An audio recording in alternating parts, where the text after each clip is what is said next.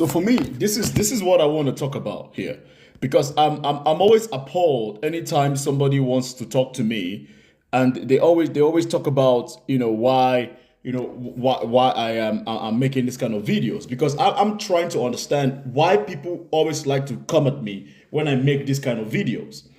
I've spoken on this topic for so long, and the number of black men that seem to attack me anytime I make this kind of videos, and you come at me as if I am talking shit. I've never understood the backlash I get. I don't understand what the kind of backlash I get. You know, I don't understand the backlash I get on this topic particularly. So guys, if you're just coming in, please let's get the like count to 5,000 likes, please, because that's something I think I need to start doing. I don't like doing it, but I have to. Please, if you're in and you're here, just start tapping up the screen, please, for the algorithm. For the algorithm, please. Please, for the algorithm, we need to do this. Because I just please tap the screen. Let's try and get to at least a thousand likes. Let's try and get to 1,000 likes. Once we get to 1,000 likes, I'll continue, because I need to do this for the algorithm. So thank you in advance. I also I just got back from work, so I need to. I'm doing multiple things at the same time. But yeah, let's tap it to 1,000 subscribers. 1,000. I say 1,000 subscribers. 1,000 likes. Thank you so much. And I really want to. I'm going to take the first time to just start talking about my point, because I am always amazed.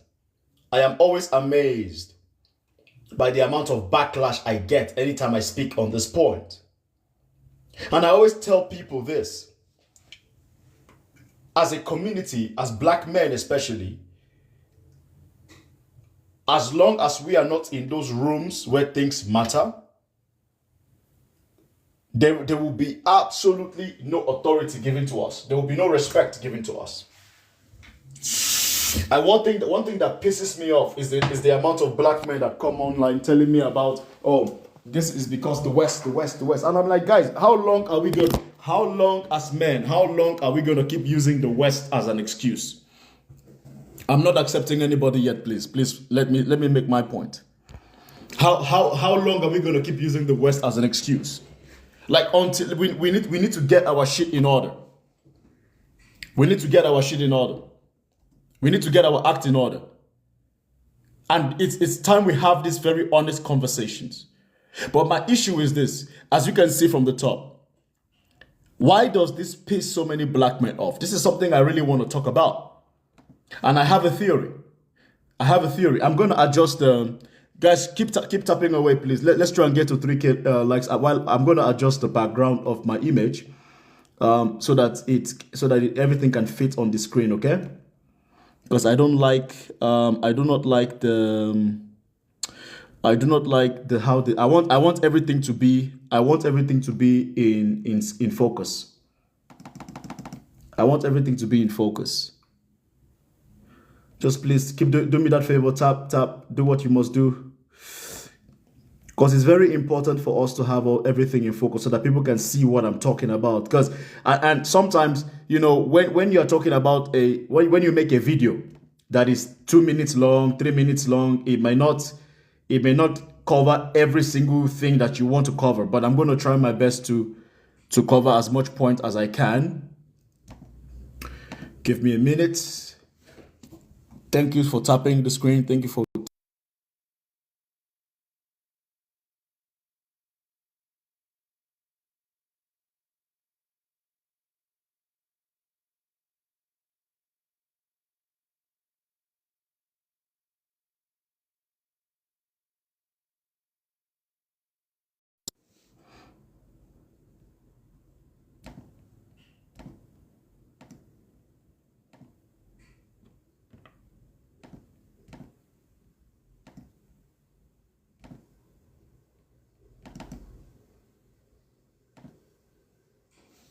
I'm still here.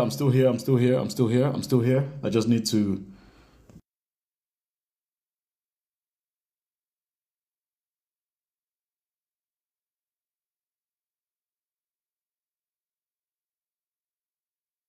I'm still here.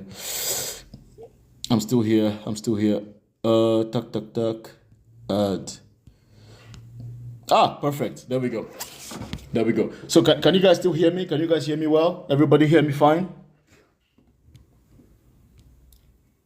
Can you guys hear me well? Put a one in the chat so I know that everybody can hear me. Thank you, guys. Thank you so much, guys, for tapping. I appreciate you. So yeah. So my question is, why does this piss off so many black men? And I've been doing a lot of reflection on this topic. And the truth of the matter is this: a lot of black men, like I said, we are very ego driven, which is a good thing. I love being a black man. I love being a black man. We are very prominent. We are very confident. But I think a lot of black men mistake your charisma as power. And when a lot of black men, maybe because of how we were raised, maybe especially if you're a black African like I am, we have a culture that kind of panders to men. I can speak as a black African. I can speak as a Nigerian. I cannot speak for the African Americans, but I hear it's the same thing over there as well. Okay? I hear it's the same thing over there in America, but I know for sure it's the same thing in the Caribbean, right?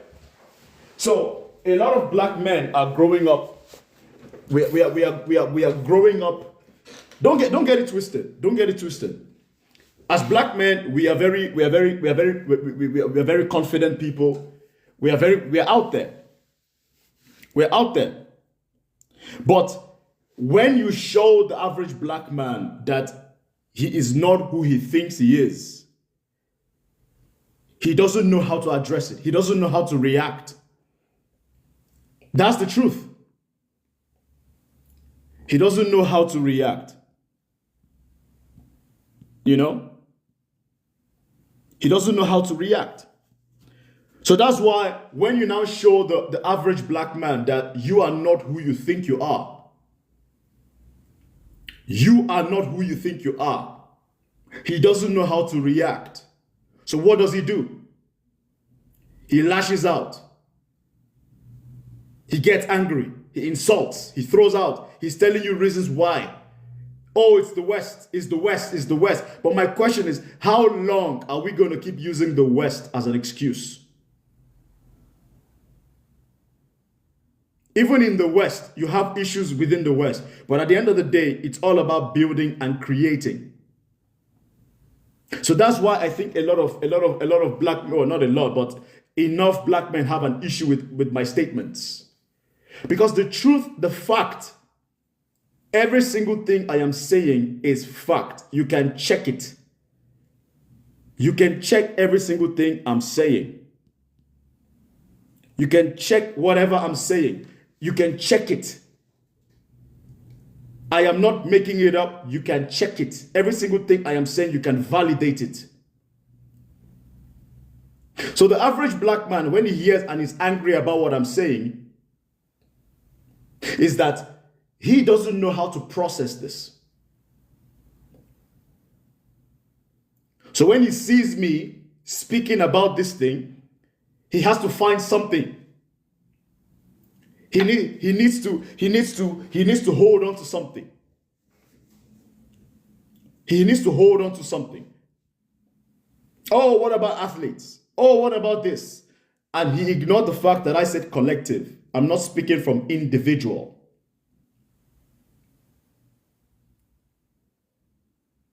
Because no, if there's only one rich black guy out of 10,000, that is not a rich community.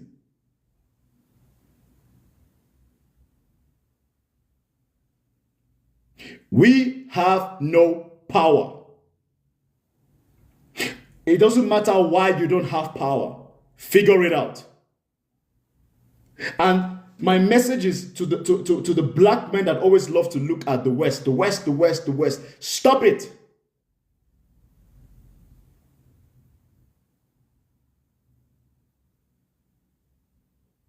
The West, The West will always be there. Navigate it. Find a solution.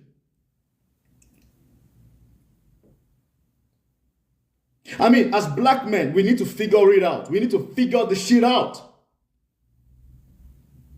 Our children are depending on you. Our women are depending on us to figure it out.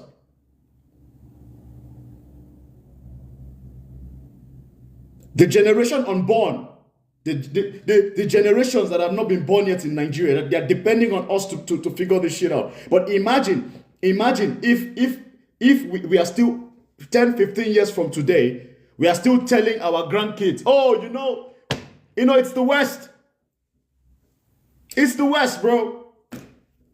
Nobody is denying that the West. Nobody is denying that the West does not have a hand. But bro, how long are we going to keep using this as a defining factor? It's politics. Nobody is going to let you grow for free. It is what it is. It's a power game. It's a power game. Life is all about power. Human beings are all about power. Nobody, see, let me tell you something. Whatever the white man has today, the white man earned it. You think white men walked into Africa and just took Africa like that? What? You think the white man just walked into Africa and said, hey, give me your land, and he just took the land? Come on. The white man died for this shit. Yes. They fought each other. They bled. They shed blood. They fought themselves.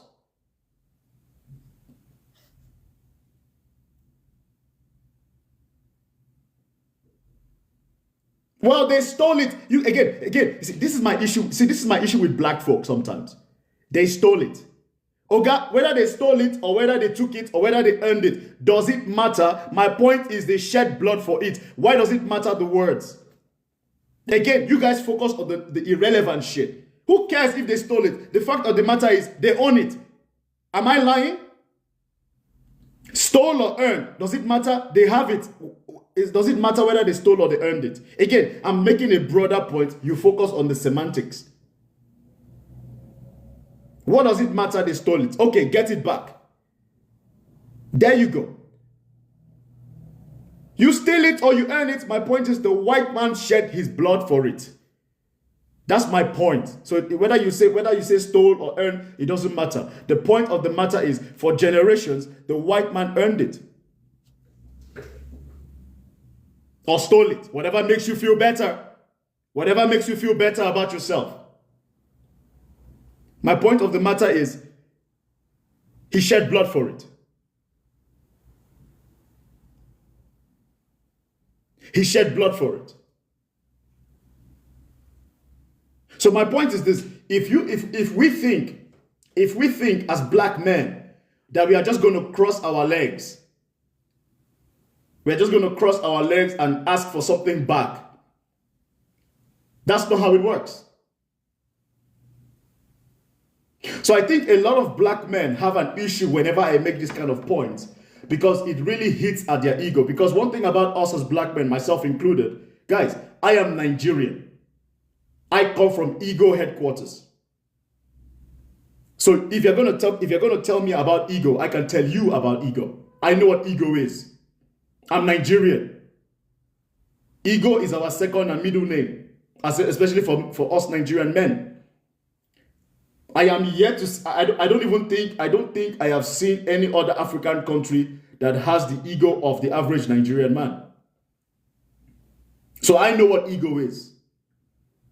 Thanks for the gift. The average black man. I think maybe it's our culture. We've been raised. We have been raised to feel like we are kings.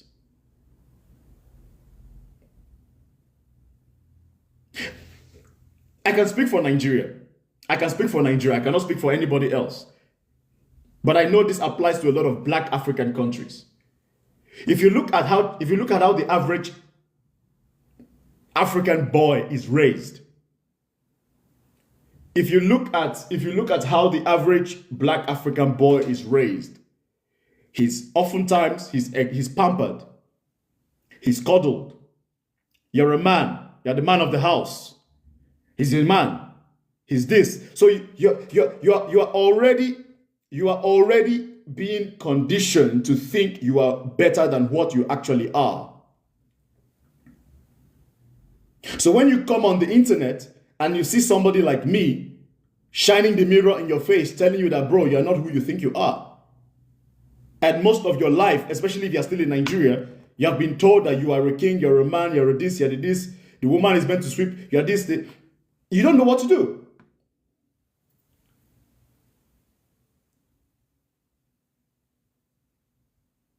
You don't know what to do. So what do? You can either listen to what I'm saying, or you could lash out. You can call me a simp. You can call me a panderer. Without really asking yourself, is this guy actually making a point? Because if you think I'm lying, for those of you that still think I'm making shit up, have you seen how the world works? That's my question. Now, I understand a lot of people in the black community clearly don't know how the world really works. This world does not run on love.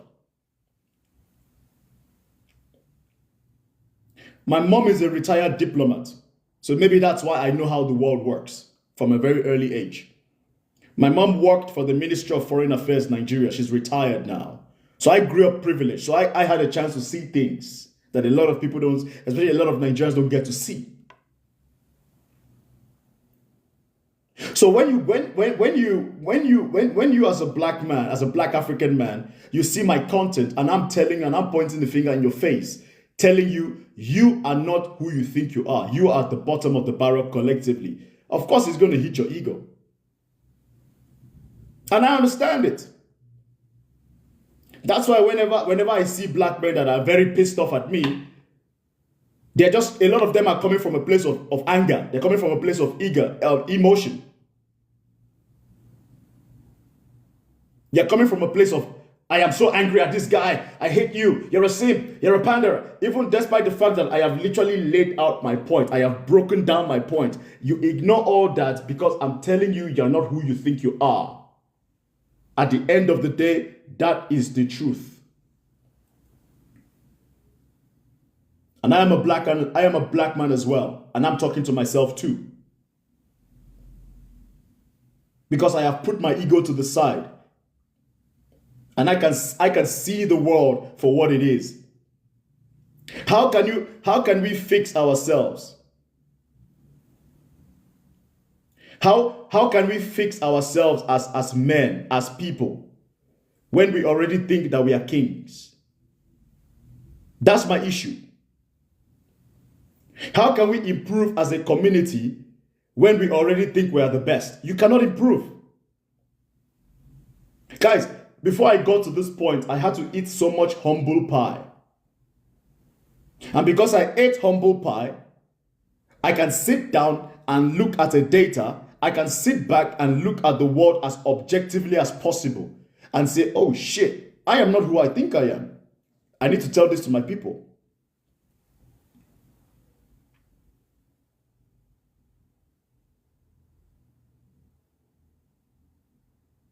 I need to pass this on to my people. We don't have collective power. And this matters. This apps, guys, please tap the screen for the algorithm. Tap the screen, put F1 in chat, all that stuff, please. All that stuff. Please, thank you. Thank you so much. Just, it's for the algorithm, it helps, it does whatever it does, but it's important. So that's my take. So that's why I understand why a large number of black men get angry with me anytime I make this statement. But nobody has told me, Kingsley, you're lying, and this is why you're lying. Because my question is this. If we had power as a collective, why is it that no one takes us seriously collectively?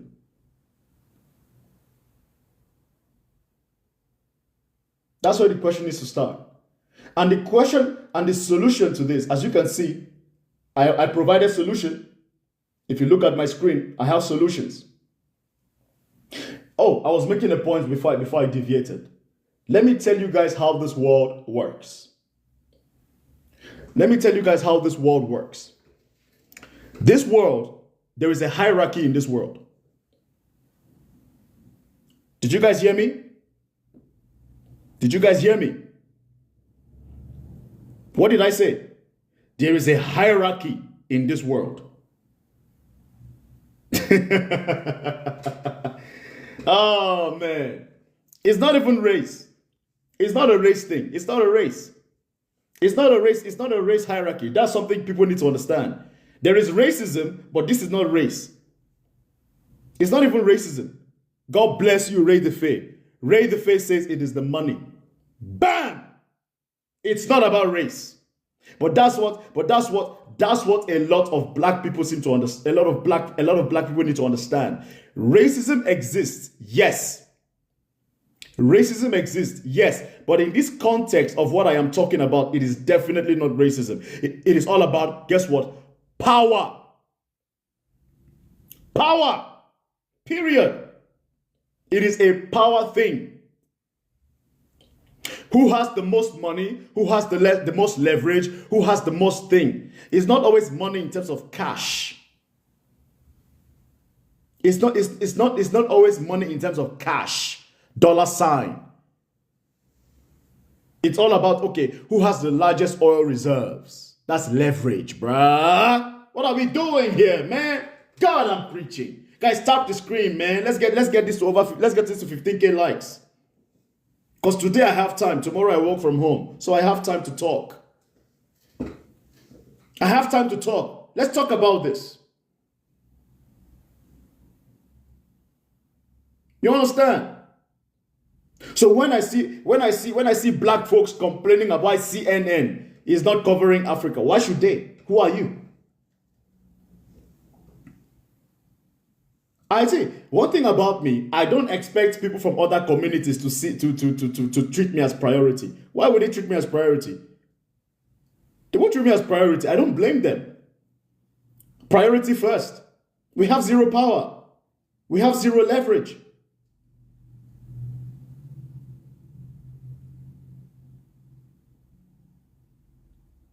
This world runs on power. Take this from, if there's nothing you're going to take from this conversation, let it be. If there's anything you're going to take from this conversation, let it be that. We don't have power. The more power you have in this world, the more priorities people will give you. Period. This world doesn't run on liking you. This world doesn't run on loving you. No, fuck that. It's about power. Who owns the most? Okay, what makes the most powerful countries? The biggest economy, the biggest militaries, the biggest reserves, power.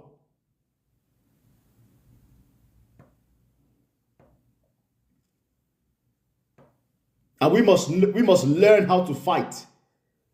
We must learn how to work the systems of power. But how can we work the systems of power when we are not even thinking in that direction? Every single time I'm trying to talk about this topic, it's always, oh, but don't forget what the West did. Let's not forget about let's think, what about colonization? Yes, I know. Who doesn't know? We know. But my question is, how long are we going to keep using that as an excuse for not building ourselves up as a collective? That's my point. I don't care about emotions. I don't care about feelings. I don't give a shit about emotions. If you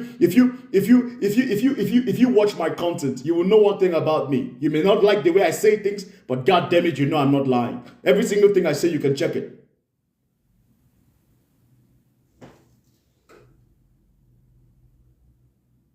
We are not who we think we are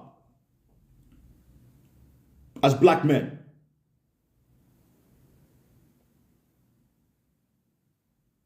Take this however you want. We are not who we think we are as black men. That's why whenever I see somebody calling me, hey, what's up, king? Hi, king. I say, don't call me a king. I'm not a king. You're not a queen either. That's the issue. Like, see, I love black culture. I love black culture globally. I do. I love it. I do. I love black culture. But one thing that I think we need to check in black culture globally, in America, in Caribbean, in Africa, is we need to stop giving ourselves an end title. I think this plays a role in it. Like, I'm all for self-confidence, I'm all for affirmation, but I think we've done this overdrive to the point that we have somebody, we have people that don't even own shit, but they think they are because they just are black. If you're going to call us a king, please save that to when we are running proper black countries. Then we can call ourselves king and queen. I am not against the words kings and queens and chief and all that. Sure, I love it. But don't you think it's wise for us to be called that when we actually are running empires, that in modern day empires? That's when I think we can use that word. You cannot be a homeless man looking tattered with 6 baby mamas and you're paying $20 in child support and you're calling yourself a king. I should smack the shit out of your face.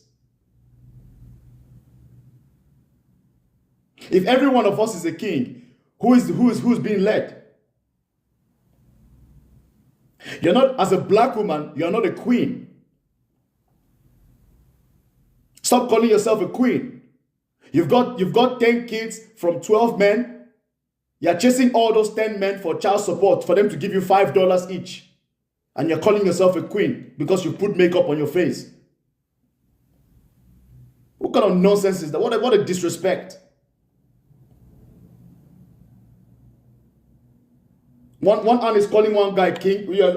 And the funny thing is, the people that I see calling themselves kings and queen in the black community, they look like the people that will be doing the laborious work. And you're calling yourself a king and a queen. What are we doing here?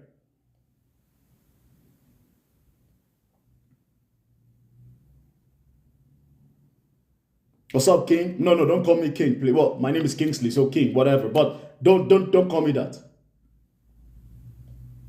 This world does not run on love.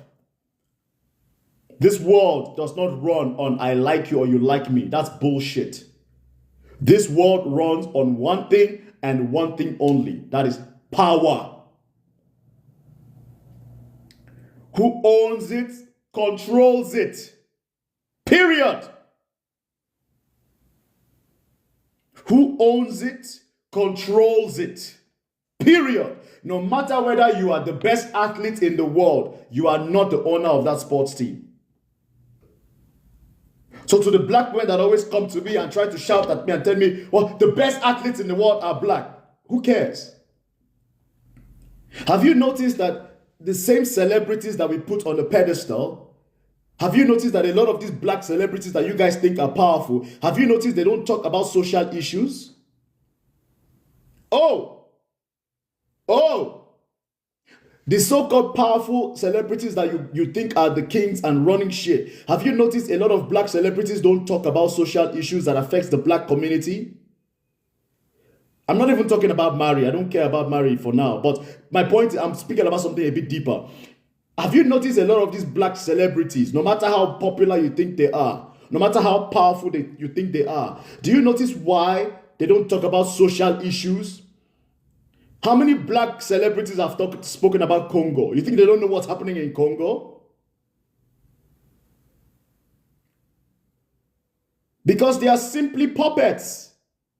They're not powerful. Because those celebrities know that the moment they say something that does not fit their brand, because the companies, let me tell you something, let me tell you guys how this thing works. Because these celebrities They are sponsored by Adidas, by Nike, by Gatorade, by which other sports company? Guess who owns that fucking company?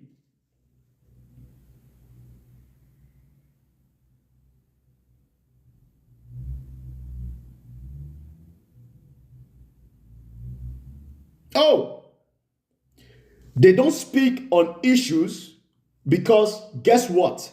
The people that pay them those millions of dollars, the people that pays them this sponsorship are not black.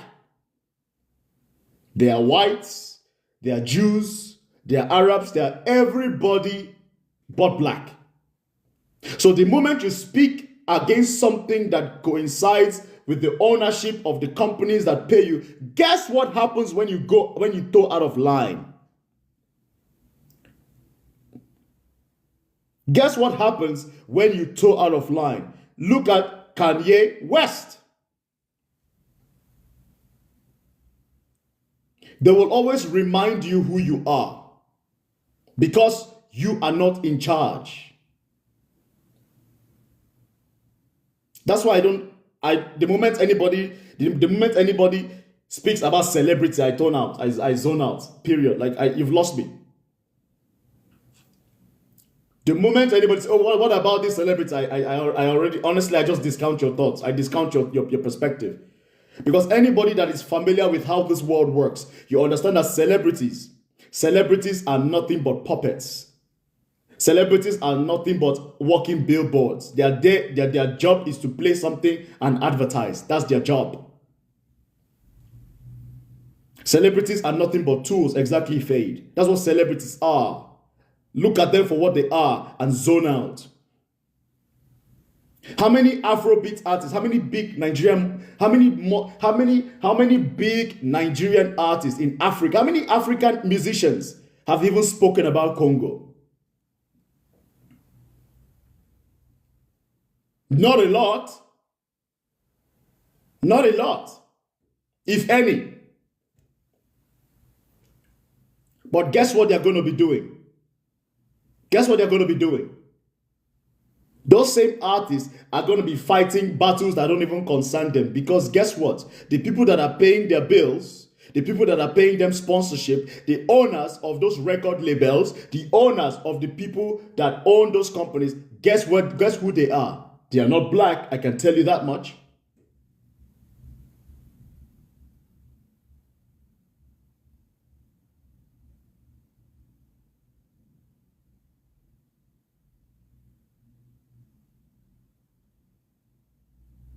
Open your eyes.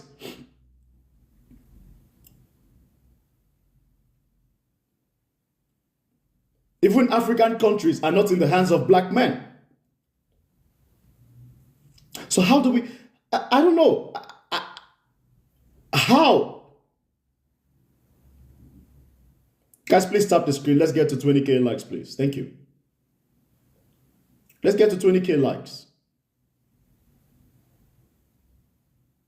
I'll keep going, but let's get to 20K. I think that's something I have to start doing just to make sure everything is in order. I don't like doing it, but it's because I think people get a bit forgetful because this is for the algorithm, guys. Thank you so much. I appreciate you. I appreciate you guys. Thank you so much. It's housekeeping, okay? It's just housekeeping stuff that we must do. It's something we must do to keep the algorithm happy. The algorithm is my boss. That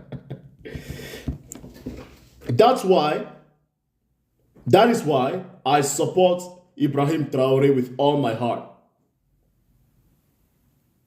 Even Ibrahim Traore, in my opinion, Ibrahim Traore's biggest enemies are other black men. It's not even the West. That's my issue. That's my fear for him. And I don't know. I'm going to make a dedicated. It's actually quite funny why I'm surprised. I'm surprised that I haven't made an acknowledged video for Ibrahim Traore. I'm actually surprised that I imagine I haven't spoken. I've not even made one video for Ibrahim Traore. Imagine, I am so disappointed in myself. I'll fix that. I'll fix that. I'll fix that.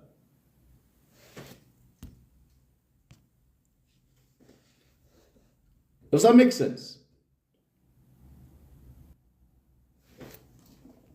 So we need to acknowledge where we stand.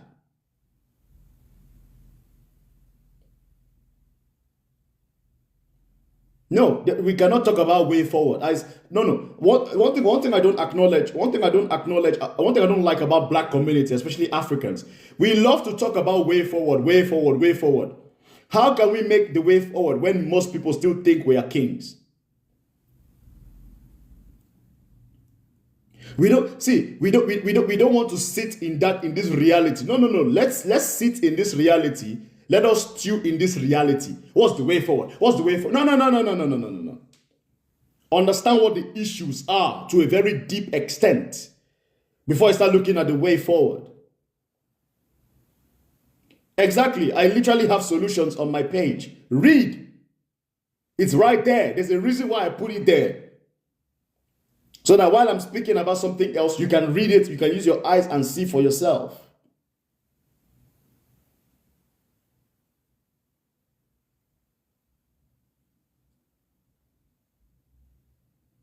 We have to understand issues. That's why I'm here.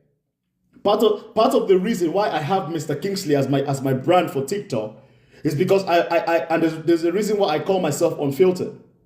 It's because I haven't seen any page that really goes in depth to connect things, to connect the dots. Connect the dots. To really tell you why we are not who we think we are.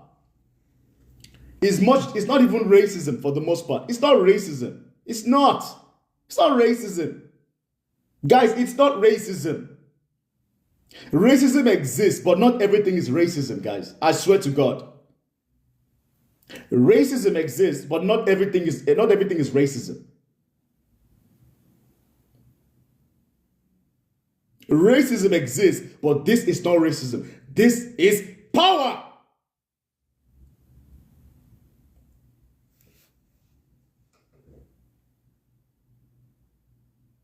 It's power. Who pays for it controls it. So my question is this: how do you expect, as the black community, as a black man especially, you want to now sit in the same room as the Asian man? No. See, guys, wouldn't you feel disrespect? I swear to God. See, if I was an Asian man, if I am an Asian man, let me tell you how I feel. Let me tell you guys how I feel. Imagine being an Asian man coming from the Asian community. Your community for decades, for centuries, they've worked their ass off to build themselves up. And then some guy who hasn't done shit now wants to sit at the same table as you. Bro, won't you feel disrespected as fuck? See, sometimes I like to look at things from different angles. Let's be for real here. Let's be honest here. I would feel, I would smile. I'd be like, whoa, what's going on? No, guys, let's be honest. Let's be honest. Let's be honest. Because you guys would also feel the same way. Let's be honest. If the roles were reversed, you would also feel the same way. Be for real. Be for real. Let's drop this act.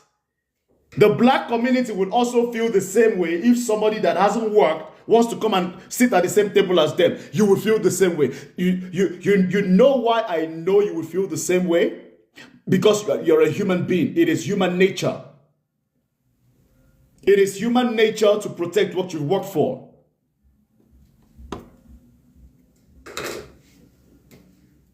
It's human nature.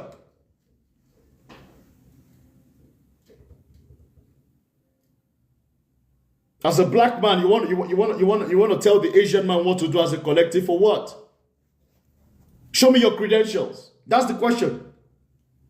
Show me your credentials. I don't care about what human right is. Fuck, what's your credential? Show me your credential. What have you done with what you have? Period. That's all that matters. It's not, oh, it's not why. What have you done with what you have? The black man hasn't done shit with what he has. The African man hasn't done shit with what he has. So how dare you want to sit in the general council and tell people what to do? Why should they listen to you? Tell me that.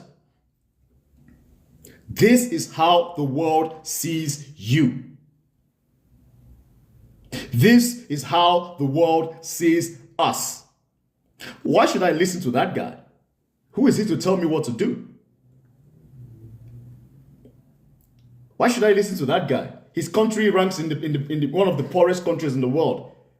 Who is he to tell me what to do?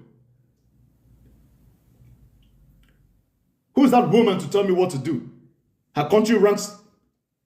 Who is she to tell me what to do? Her country ranks in the poorest. Her country ranks one of the most corrupt. Why are you to tell me what to do?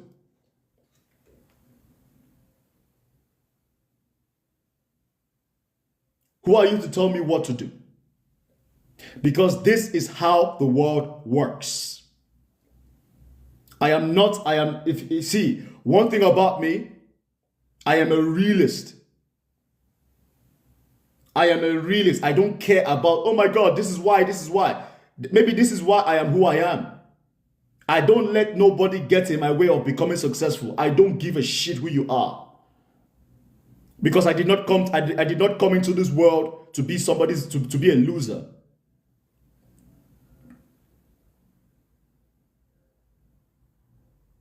I don't come into this world. I don't care what the systems are. Fuck it. This is the mindset most black men need to have.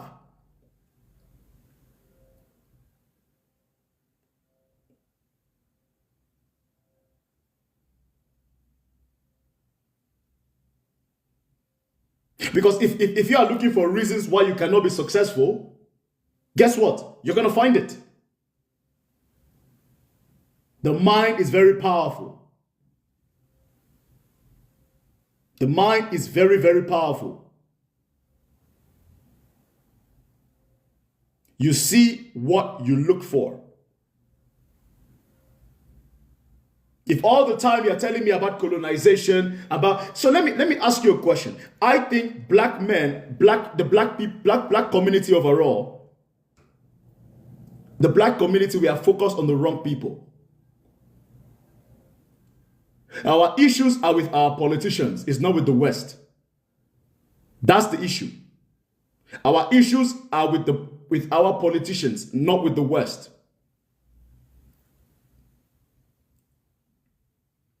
A lot of I feel like a lot. This is I have a theory. I have a theory about the black community and why we always like to blame the West for every single thing that happens to us. It's because as black men, particularly, we are scared of authority. We are scared of authority. So it's better for us to blame an authority that is far away instead of blaming that politician that we can see.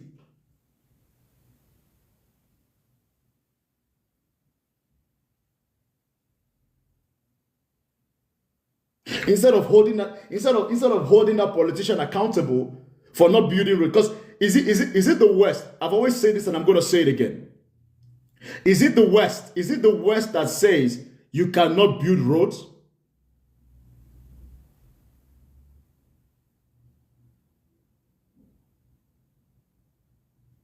Is it the West? Is it the West that says you cannot build roads?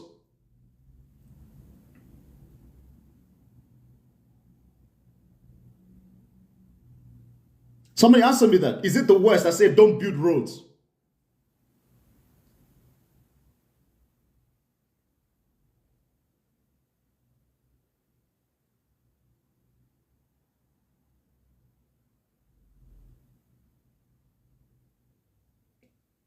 Is it the West that say you cannot build roads?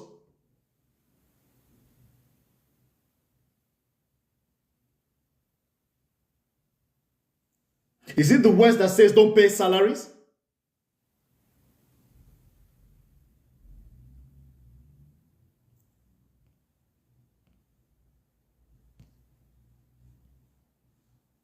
Is it the West that says don't pay salaries?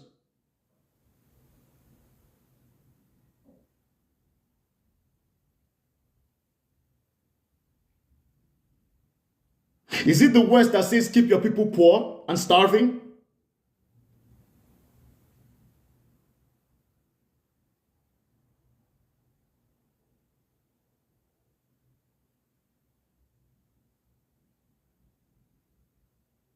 Is it the West that says don't build hospital for your citizens?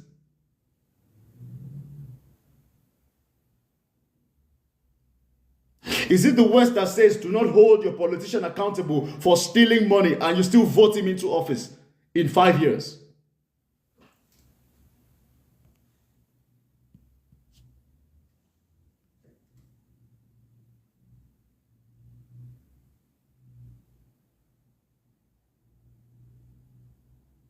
Accountability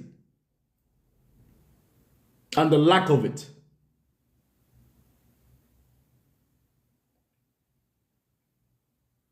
Accountability and the lack of it. Accountability and the lack of it. There is no poor African country in this world. It's impossible. African countries have money. Our politicians keep us poor so that they can control us. Why aren't we focused on the politicians?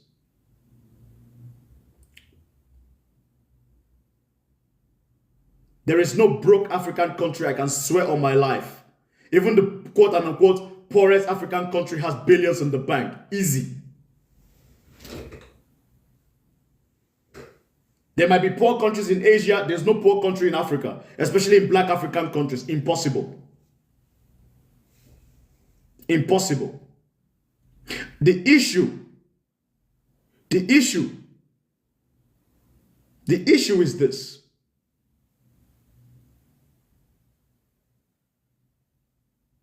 The issue is that a lot of black Africans, we don't want to take accountability that those people that we see in office, they are a perfect representation of who we are.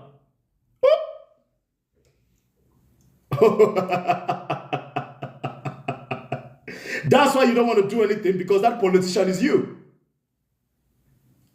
That politician is you. That politician is a representation of the majority. Oh yes. That's why you don't do anything, because that's you. Because you would most likely do the same thing if you had a chance. That's the truth. Because whether we like to believe it or not, whether we like to believe this or not, the politicians, our leadership globally is a pure representation of the people. Because that's who you are. Tinubu is in office today because most Nigerians voted for Tinubu. Period. You cannot convince me otherwise. Tinubu is the president of Nigeria because most Nigerians voted for Tinubu. Most Nigerians vote based on tribe and money. Period. There is a difference between talking and doing.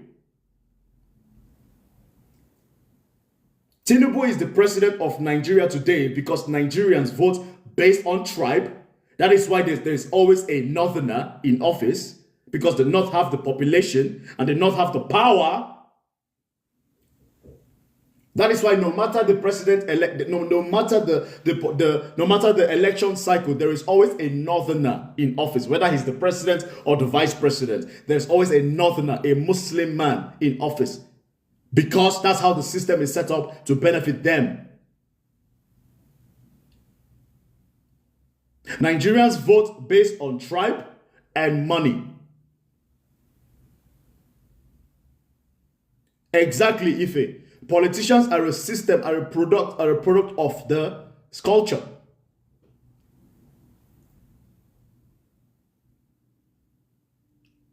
Our politicians are incredibly corrupt because the average black African is incredibly corrupt.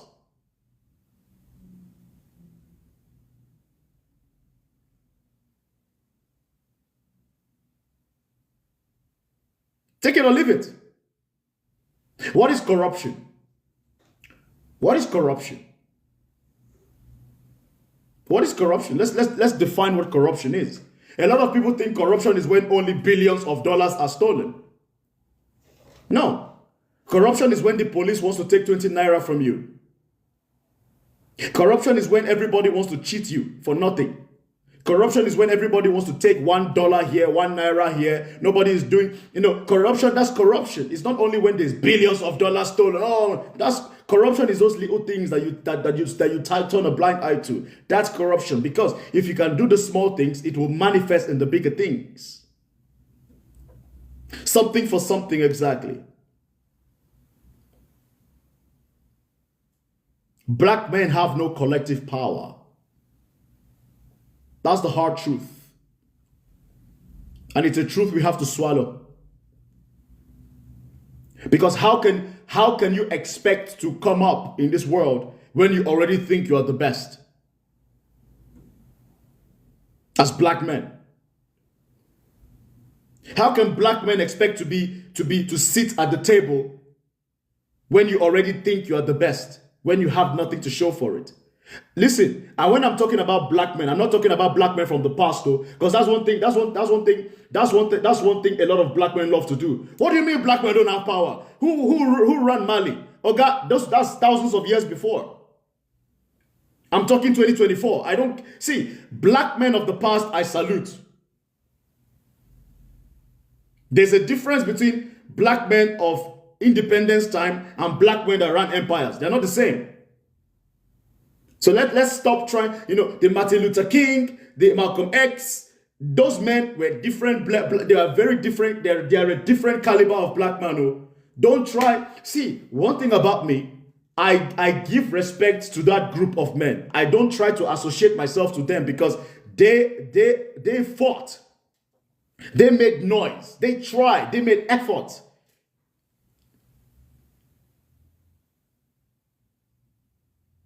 You understand? So if anytime I see black men of 2024 trying to talk about Martin Luther King, trying to talk about Thomas Sankara, trying to talk about Patrice Lumumba, I'm like, sir, you are not the same men. Stop trying to benefit from the work of other men.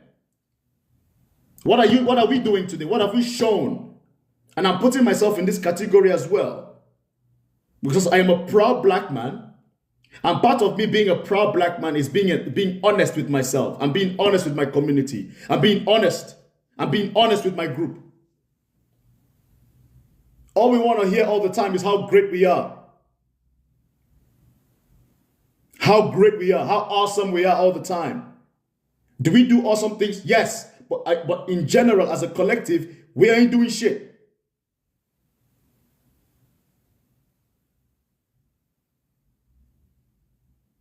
We don't own anything. We don't own any industry. That is why when you talk about black women wearing natural hair, do you own the fucking industry? That's why this hair debate is a very stupid debate. It's a very stupid debate.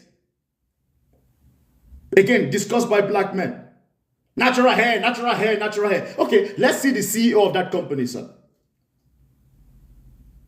Oh, wear your natural. Why aren't you wearing your natural hair? Is she working in your company, sir? Is it your company culture? How do you want to wear your natural hair and you go to somebody's company and the person says, I don't like your hair, change it. And you're going to tell her, no, I'm doing it. They will say, okay, well, don't work here. Guess what? Your bills ain't paid. Your bills ain't paid. Now what? Let's talk about it. Now what? Now she's sitting side by side with you. One income. When you need two income in this world, what are you going to do? You have to adapt. You have to adapt. The black woman has to survive just like we have to survive. You cannot be sitting down making demands when you don't have a kingdom. You don't get to demand for something when you don't even have the foundation. There's a reason why I don't talk about this hair stuff. I don't talk about it because I see the shit. I see how it works. Just like we have to adjust our name so that we can get jobs, it's the same way the black woman has to wear wigs and whatever she has to do so that she can get a job, so that she can pay bills, because bills need to be paid. Let's be so fucking for real. I've seen so many lives talking about why do black men wear wigs? Huh? Why is she wearing wigs? She's wearing wigs? Oh, come on, bruh. I don't like women that wear wigs. She don't wear wigs? Nah, bruh. She don't like herself. Nah, man, bruh. Come on, bruh. She don't like herself. She's wearing wigs. Homie, from top to bottom are white. It's her. It's their company.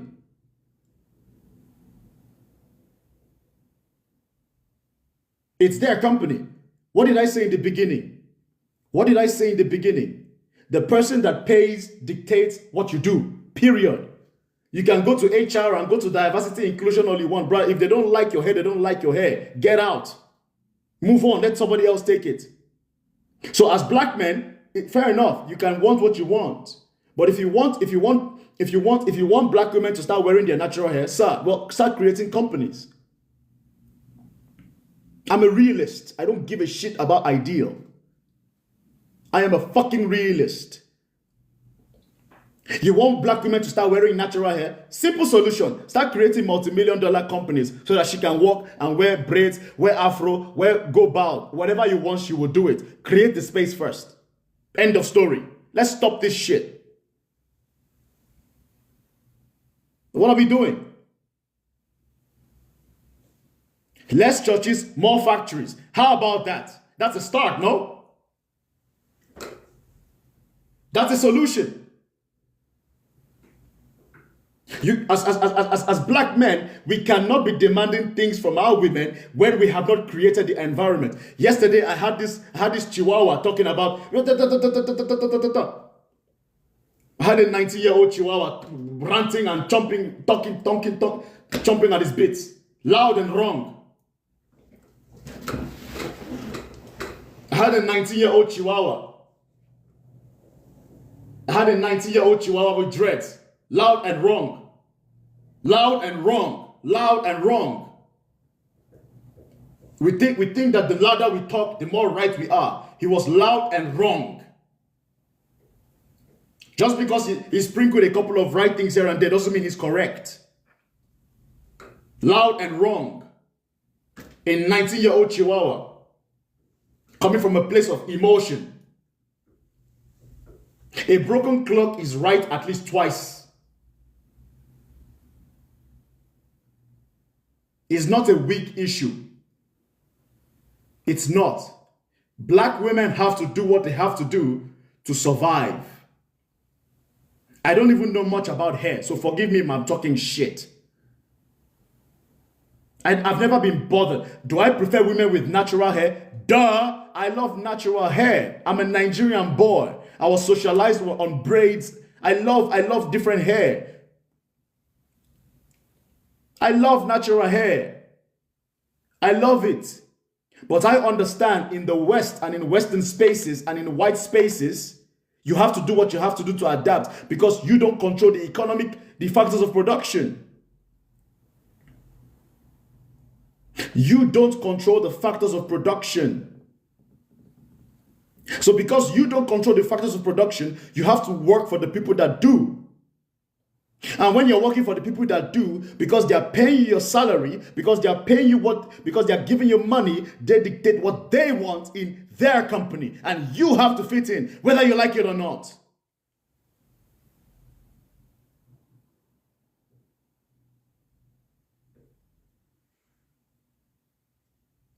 That's realistic. So when you sit on TikTok talking about why black women don't wear natural hair, I don't know. I don't know much about hair. I don't know much about hair. I don't know much about hair. There's a reason why I never even bothered to talk about it. Because come on, bro. 2 + 2 is not always 4. 2 + 2 is not always 4. Where are you living? What are you doing? When I talk about power, this is what I'm talking about.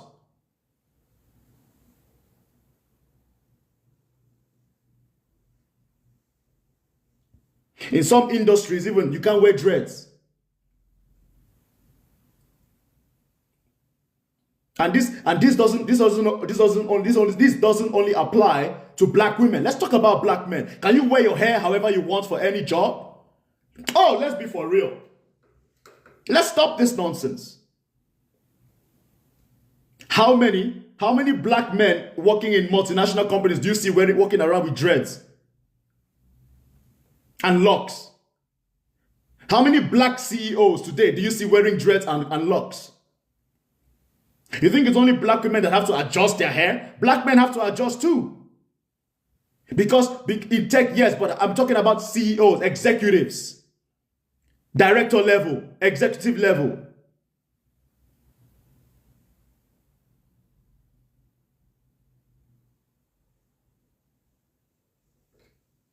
There will always be one or two, sure, but I'm talking in mass, in regularity. Because you and I know that because when you are in a system that is not controlled by you, you have to play by the rules of the people that do. That is the end of story.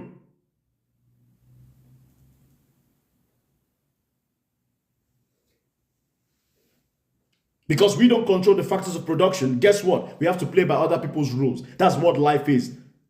I'm not here for word salad. Moving on. We are not who we think we are. We are not who we think we are. So we cannot expect to sit at the table that was built and blood was shed for other men. I'm a realist. I'm a practical man. I'm a realist. I'm a practical man. I'm a practical man. I look at things for what they are. Why? What do you own? What are you controlling? Are there black men that own things? Yes, absolutely. But it's not enough to the point where we are making demands. Let's be fucking for real. The white man controls the factors of production in the West. So guess who gets to decide what you have to wear or not? It's the white man. Because guess what? He owns it. He runs it. He controls it. It doesn't matter whether he stole it. It doesn't matter whether he bought it. Because some of you are telling me, no, he didn't earn it. He stole it. It doesn't matter. It's in his hands.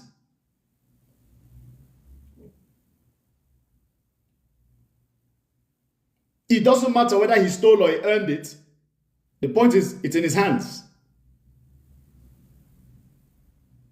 And because it's in his hands, guess what? He tells you what to do. Whether you like it or not, that's you can only you cannot complain to him directly. Complain on TikTok. This is reality.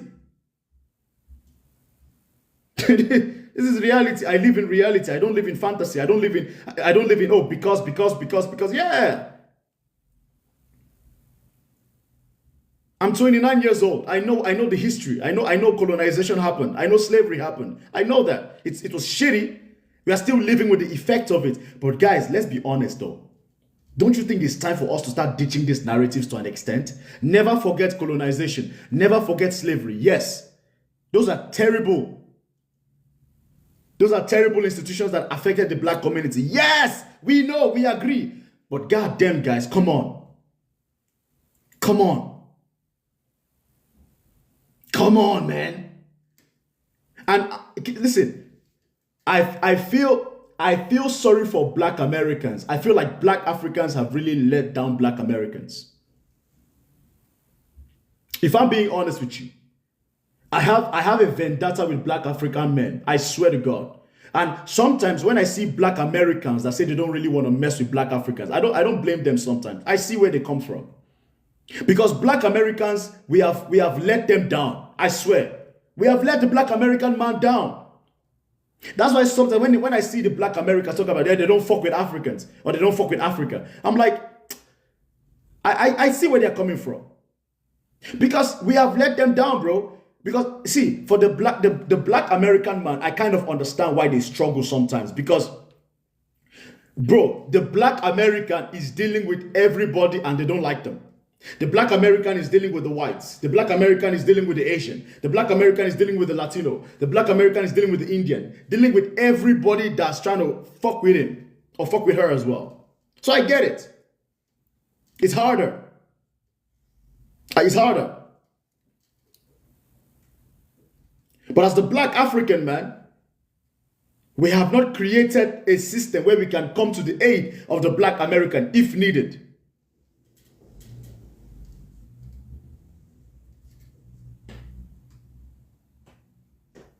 Talking about jollof rice and who has the better jollof rice. I see Nigerians fighting South Africans every day. I see Nigerians talking about Chidinma. Why are we focused on the wrong shit? Who cares who wins Miss Universe? Let's be for real. Davido versus Wizkid, which one? Oh my god. Oh, I'm not going to vote for this guy because he's Hausa. I'm not going to vote for this guy. He's Igbo. He's Biafra. He's Ododowa United. Look at you. Look at you. You're busy. The black African will rather fight another black African tooth and nail, make lives, fight each other, tear each other down. The black African will do everything but fight the person that is supposed to fight. The black African will do every single thing other than doing what he or she is supposed to do. The politician that is sitting right there stealing money, yet you are putting that same politician in office. You haven't rooted that politician out of office. But my God, let's go and fight Ghana over jollof rice and eggs. Oh man, that's priority, of course. South Africa versus Nigeria. Yeah, let's go and fight South Africa and Nigerians. When we have 1,001 problems in Nigeria to talk about. Put your hand anywhere, you will find 50 problems that Nigeria needs to tackle. No, let's go and focus on Nigeria. Let's go and focus on South Africa. Because that's the biggest issue right now. Let's go and fight South Africa because that's the big issue, not the plethora of wahala we have in Nigeria. All that energy should be on politics. All that energy should be focused on nation building. And it starts on social media. Let me tell you guys something. Everything starts with social media. Don't get it twisted. Don't get it twisted. Don't get it twisted. Don't let anybody make you feel like social media is just a yapping to. It's a lie. Social media is a tool. What you use it for is up to you. Social media is what you make out of it. Social media is what you make out of it. You can use this social media to be watching Yash. You can use this social media to be watching Prick. You can use this social media to be watching food. You can use this social media to be learning mathematics. You can use this social media to be learning French. You can use this social media to be learning self-empowerment. You can be using this social media for therapy. You can be using this social media for education, for awareness content. It's what you are using it for. If you want to learn history, you can use social media for that too. You want to learn about how this world really works, it's there. Everything you're looking for is there. It's on this TikTok. It's on YouTube. There's something called social media university. Did you guys know that? You can even use social media to start a business. Everything you look for is there. What are you looking for?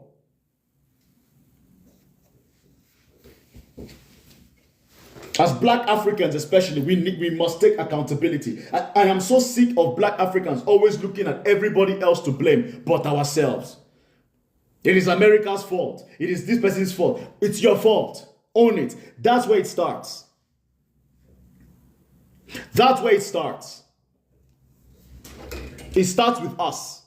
That must be your mindset.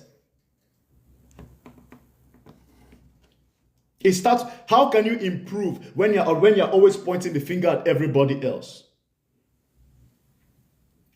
Too many Nigerians are focused on everything that is minute. Our Our focus should be, how do we as Nigerians, whether you're a Nigerian in the diaspora, whether you're a Nigerian in the continent, no matter where you are, our focus as Nigerians should be, how are we going to come together, whether on social media, to start getting our country back? That's the focus. That's the focus. Are we making content on awareness like I try to do? I don't always do good job. I'm not trying to say I'm the best. I'll be the first person to put my hand up and say, listen, sometimes I get it wrong because I'm not perfect. I'm learning too. I'm a learner.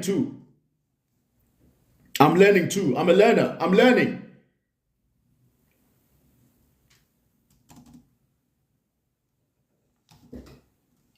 Too. How can we talk about black development when our women are wearing wigs? Yeah, of course. Focus on the minute things. Focus on the women, right? Because it's the women that are your biggest issue, right, bro? Yeah. Don't focus on other men and how to compete with other men. Focus on the women because, yeah, the women though, huh? Don't challenge the men that you see. Don't challenge the politician. No, but the women are wearing wigs. You understand? No, Popular, I got you, bro. I got you. How you doing, bro? Hope you're doing well, Popular. All good. No, but that's my point. We have to start thinking in this direction. There needs to be more focus on our issues.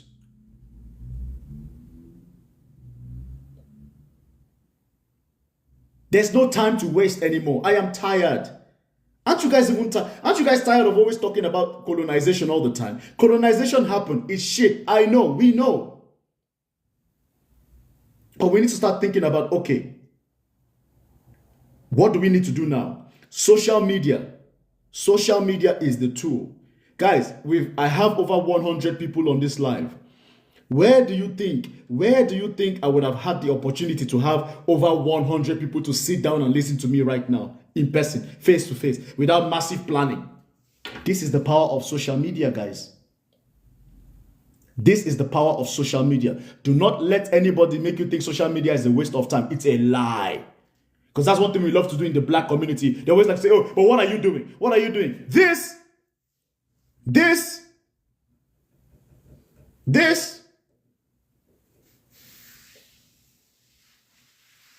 It matters. It's something. It's better than zero. It's something.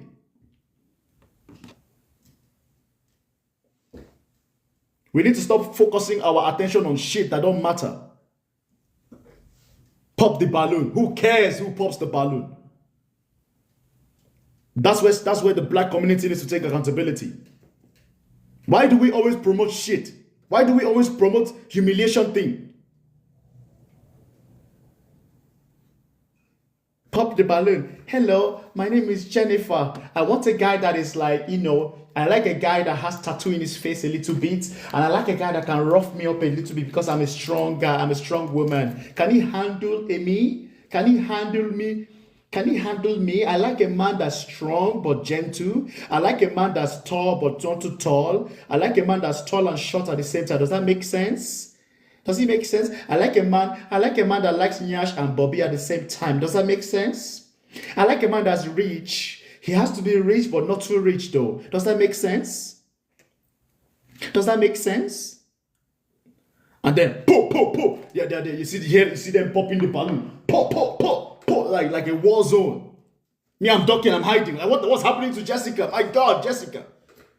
And I look back at the screen. Jessica standing there with tight clothes. Half an ear showing. She can barely breathe. But she's there to pop the balloon or find love. And guess what's going to get popular in the black spaces? That. At the end of the day, you find out that they didn't even find love. After popping the balloon and wasting my time for 10 minutes because it went viral and 20 women shared it with me, so I have to look at it now.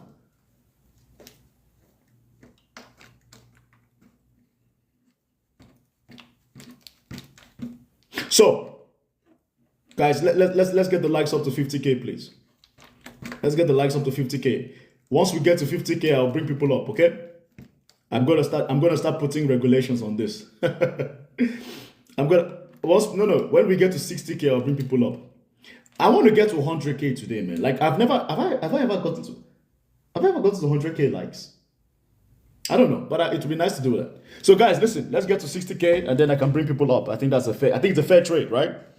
I think it's a fair trade. So while we do that, let's get to 50. Sorry, 50. No, 60. Let's do 60. So what are the solutions? Let me. You should format your lives. What does that mean? So let's look at my solutions. My solution is this. We need to clean up the black man's image in the media. Okay? No. It doesn't have to be anything drastic. You understand? The solution is this. We have to clean up the black man's image online. Hashtag Black Blockathon. Any content that does not portray the black man in a good image, we are blocking it.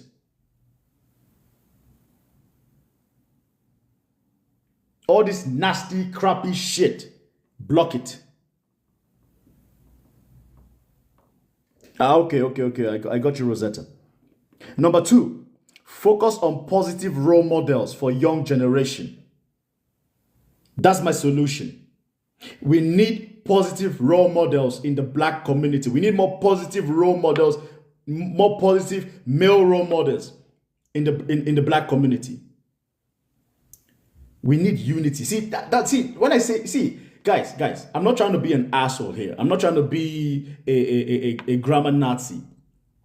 When people say we need unity, what does that really mean? I don't think people can define unity. I don't think we need unity like that. We do need unity, but we need like-minded minds to come together and work. Just get to work. Get to work, bruh.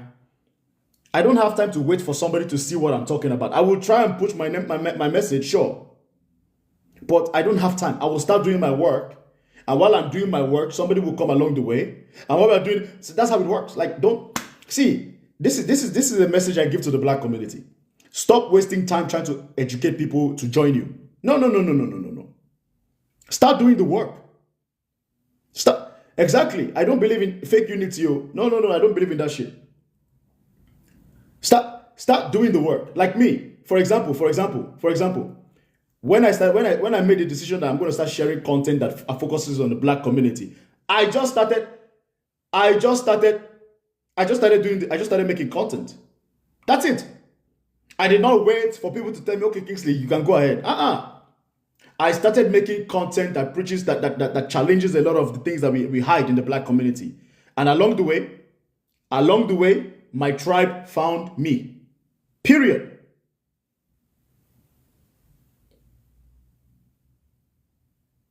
My community found me. People are going to hear what they want to hear. That's not my business. I'm not in the business of trying to correct anybody. But my point is this. So that's step number 2. Focus on positive role models for the young generation. That's very important. When you see a young black man, a young black boy, an older black man losing sight, going on the wrong path, you need to call him to order. You need to call him to order. Because we love to talk about single mother homes. We like to talk about single mothers all the time. But I don't think I've ever heard anybody, I don't think I've ever heard anybody talk about what about the men that create single mother homes. That's where men need to start talking about now. Yes, there's single mothers, but what about the men that are creating single motherhood homes? It takes two to tango, doesn't it? Because we cannot be pointing the finger at the women all the time. We cannot be pointing the finger at the woman all the time. Oh, woman. What about the men? The woman didn't fuck herself. I mean, I'm sure she could fuck herself, but I don't think that whatever she was fucking could come inside her. Pause. I don't think dildos can come. I don't know. Maybe there are dildos that can come now. I don't know. Technology is crazy right now. Are there dildos that can come in a woman? I don't know, but I don't think there are.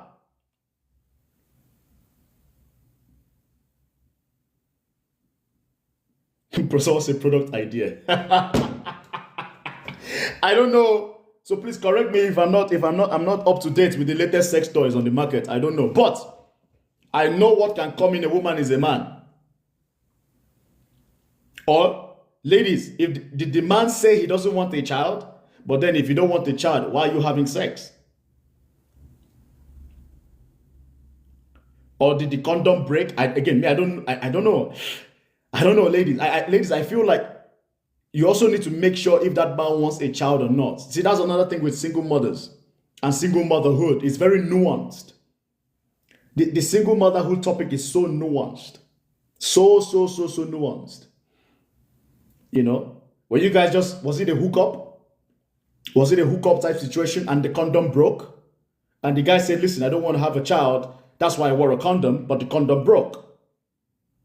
So should the guy still stay? That's what I'm saying. Like, that's a legit point.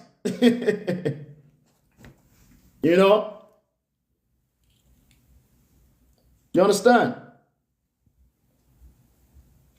Someone said, I'm simping. Bro, just because your life revolves around women doesn't mean everything that I'm saying against men means I'm trying to get women. You know, that's not how life works, right? You know that's how life works, right? Just because I'm saying something that you disagree with doesn't mean I'm trying to get women. It's, that's how the brain, not everybody's trying to fuck all the time. You know that, right?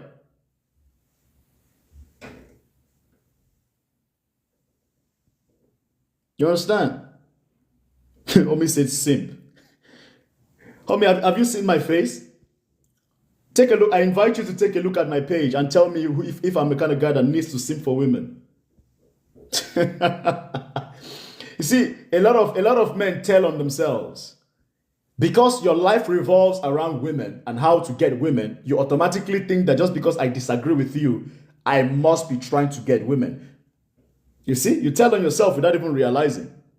What have I said that's simping? Tell me.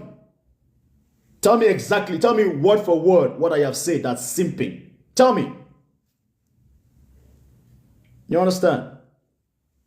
So that's point number 2. Point number 3 for the solution is we need to create proper businesses and focus on ownership. Create proper businesses and focus on ownership. That's point number 3. Create proper businesses and focus on ownership. That is the answer.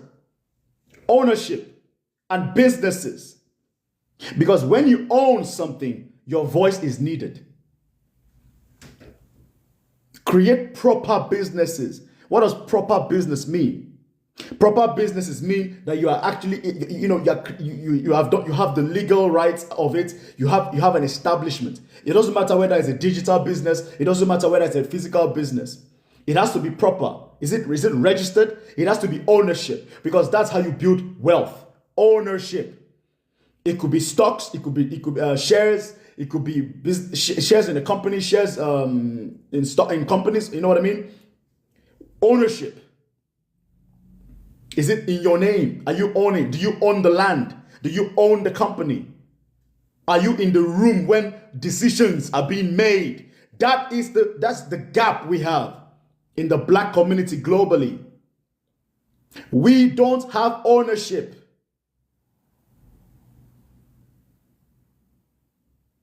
Ownership and business. And that's why I always say to black men and to the black community, especially black men, you have to start thinking like a business. Learn from other communities. Learn from other communities. Learn from the Jews. The Jews have perfected the system. They focus on ownership. You see, one thing you can learn from the Jews is this. Because the Jews were discriminated against, that is how they became a powerful group. Because nobody wanted to lend money to the Jews. Guess what the Jews did? They built their own banks.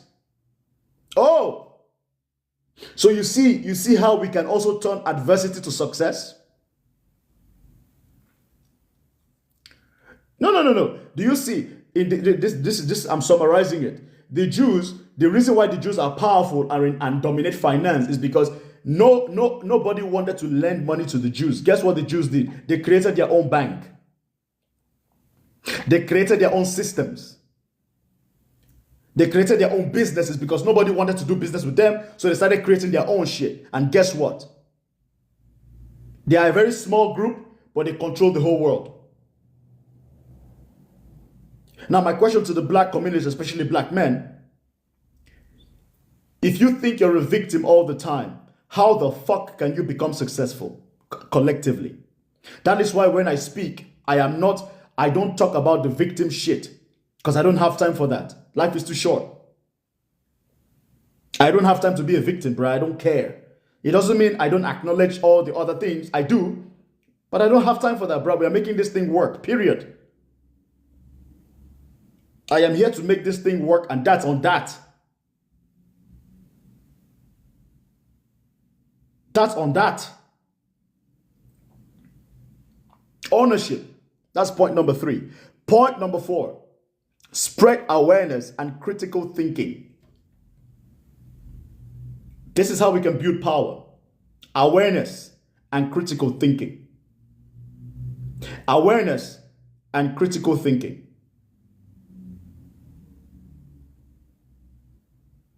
Awareness and critical thinking. There is a severe lack. There is a severe lack of critical thinking in the black community.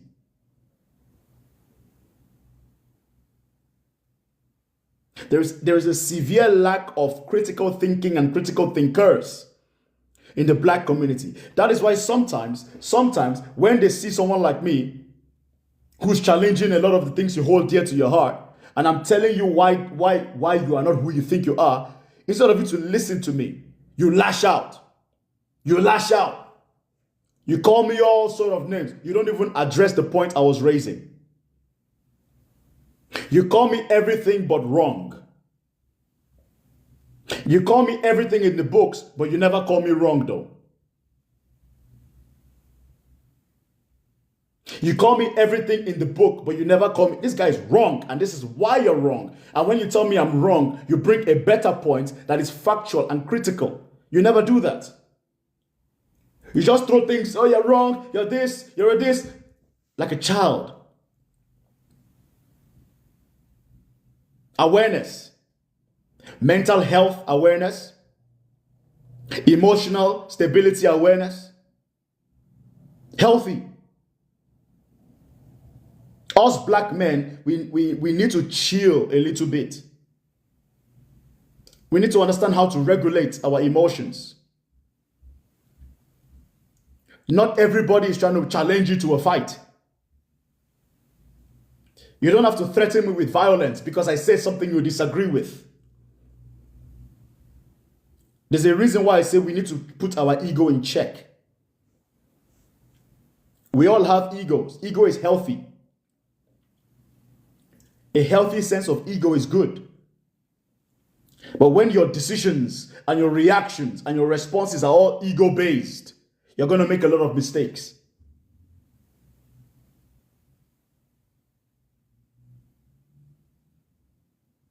When you make a lot of decisions that are ego-based,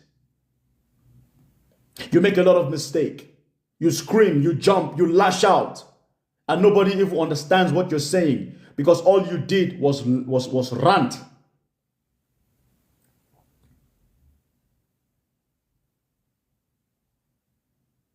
That's point number 4. Point number 5. Get involved in politics and political discussion. This is more to the Nigerians. Nigerians are not involved enough in political discussion as much as they should be, in my opinion. We have the numbers, guys. The average age in Nigeria is 17 or 17. Very young. Incredibly young. We need to take accountability. We need to take ownership of our country. We need to start talking politics. We need to start questioning politicians. We cannot, we need to stop tolerating bad treatment from our politicians.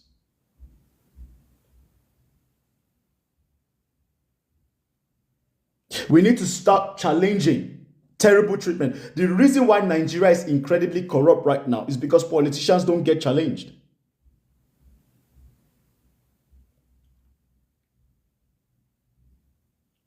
Politicians can do what they do because the average Nigerian youth is complacent. That's the truth. They're complacent. We don't challenge them. We put them back in office.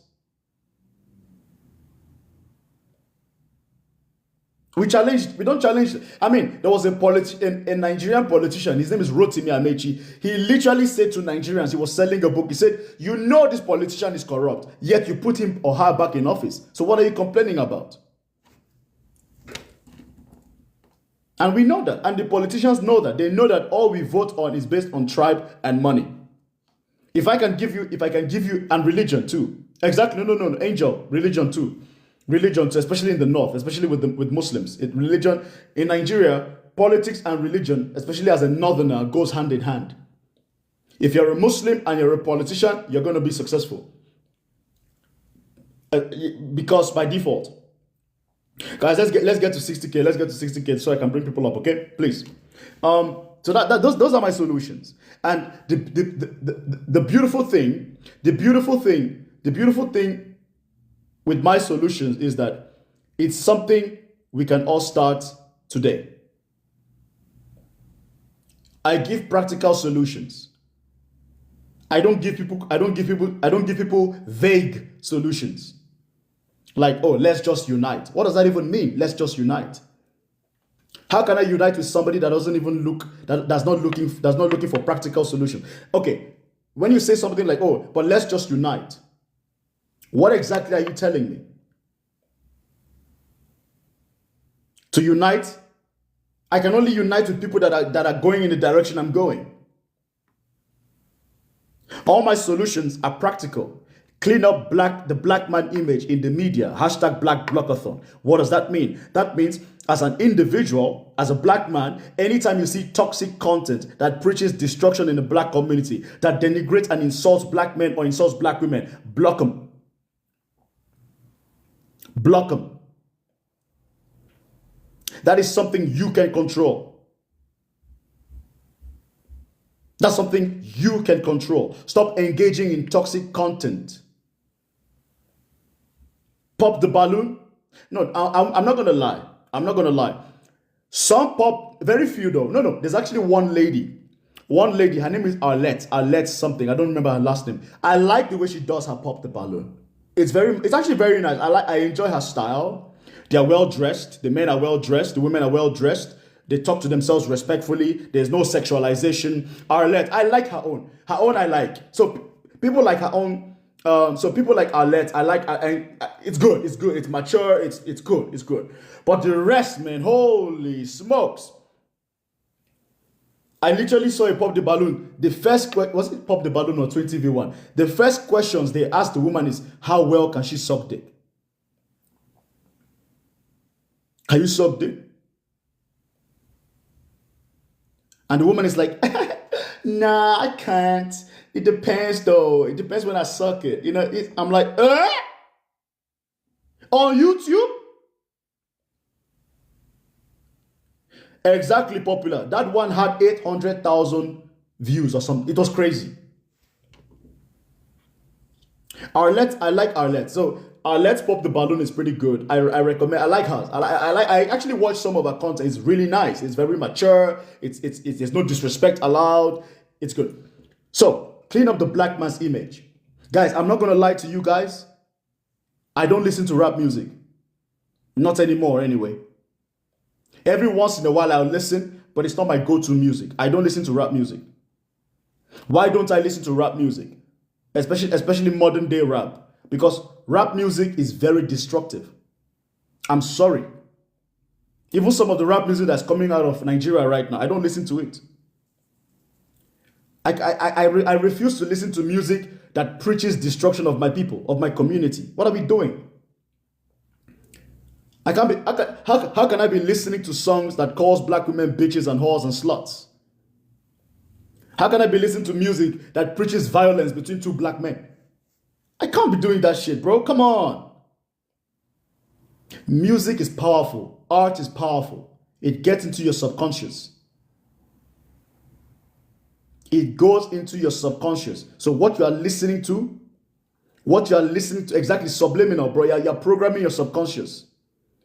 There's a reason why when you're working out, you listen to a certain type of music because it gives you more energy. When you want to calm down, you listen to a certain type of music.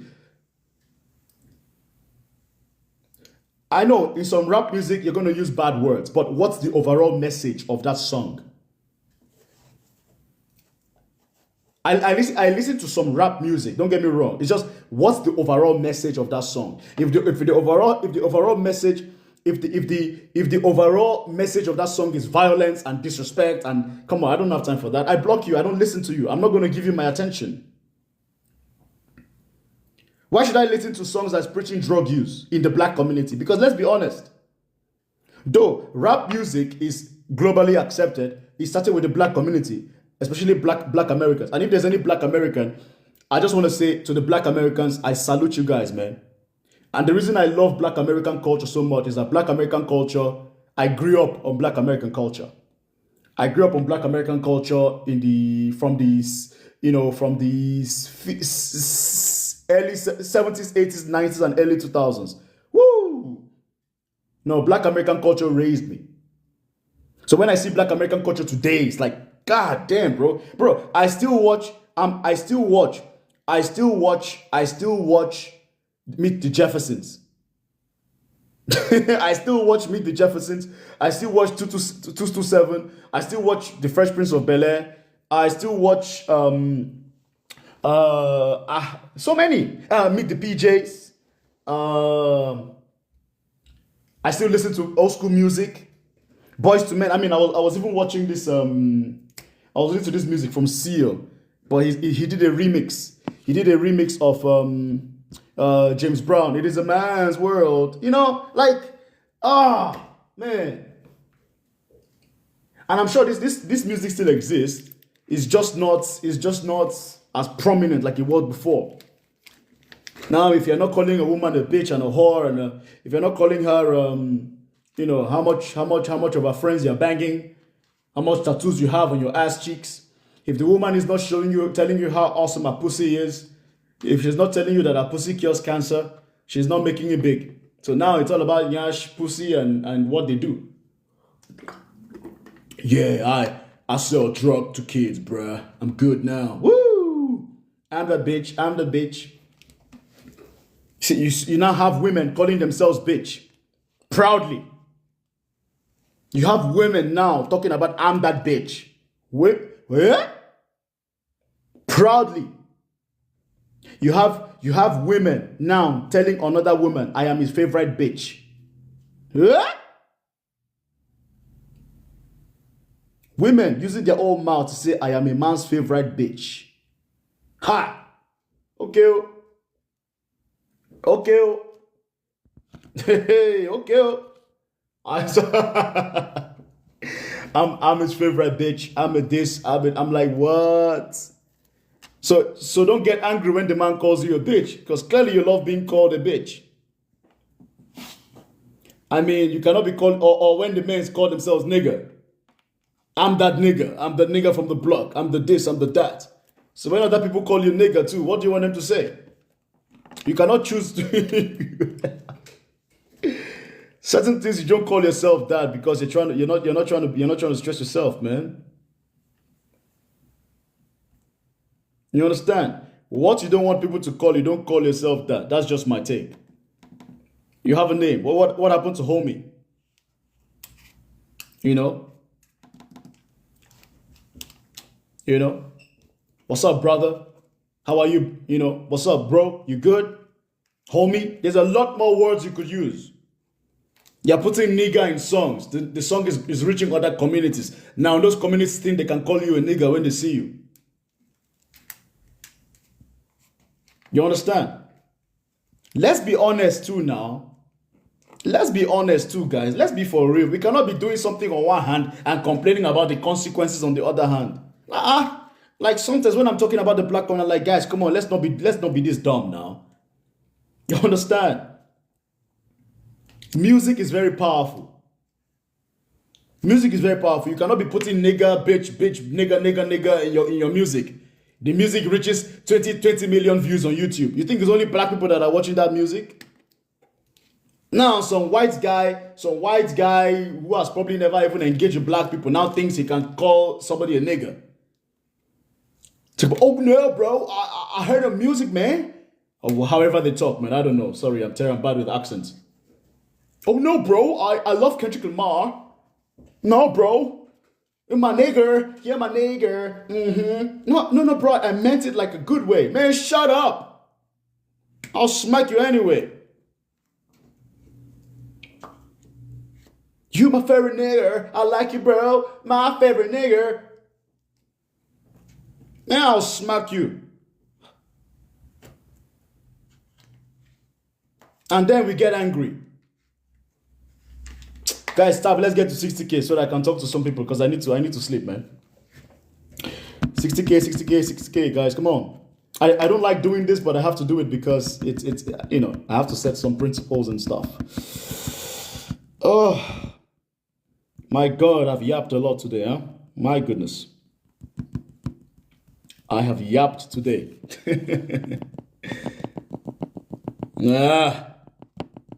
See, guys, I'm even joining you guys with the tapathon.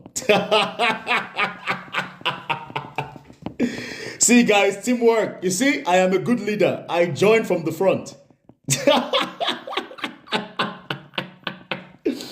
You see, guys, this is why you should vote for me. Vote for me, not because I talk a lot, but because I'm also tapping the screen. I'm leading from the front. Isn't this a great leader? Come on, man, shit. So because I'm not Igbo, you guys will not vote for me? You see? Your prejudice is showing. Because I'm not Hausa, because I'm not Muslim, you don't vote for me? Typical black community.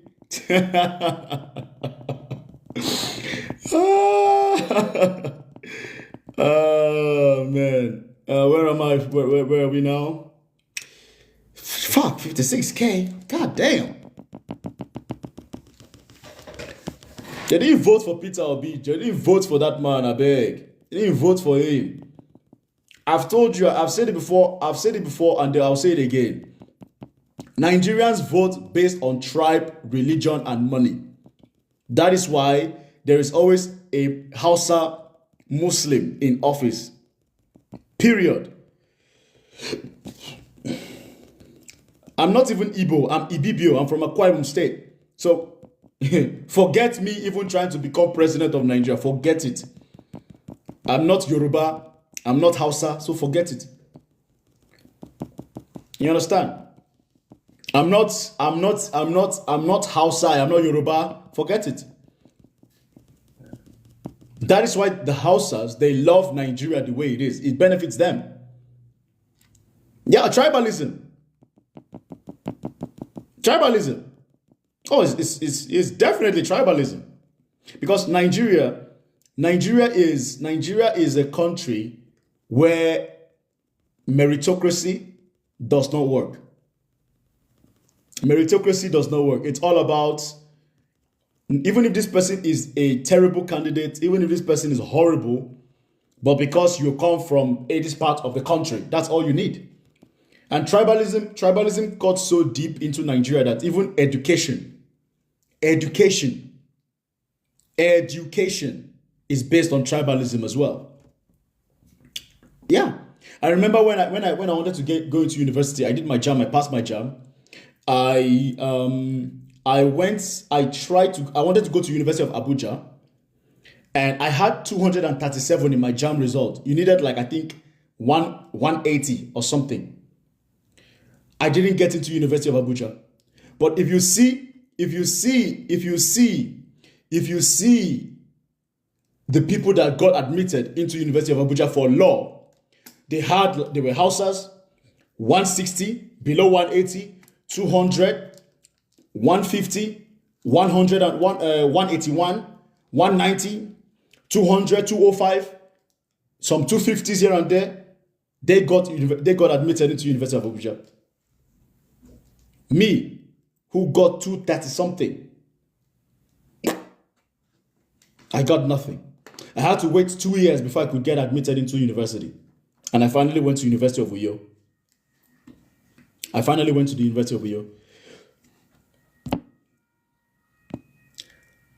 So,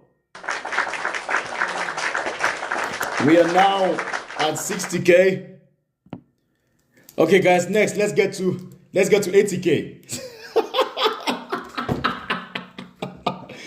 Let's get to 80K. I am a Nigerian politician. I scammed you all. I scammed you all. No, I'm kidding.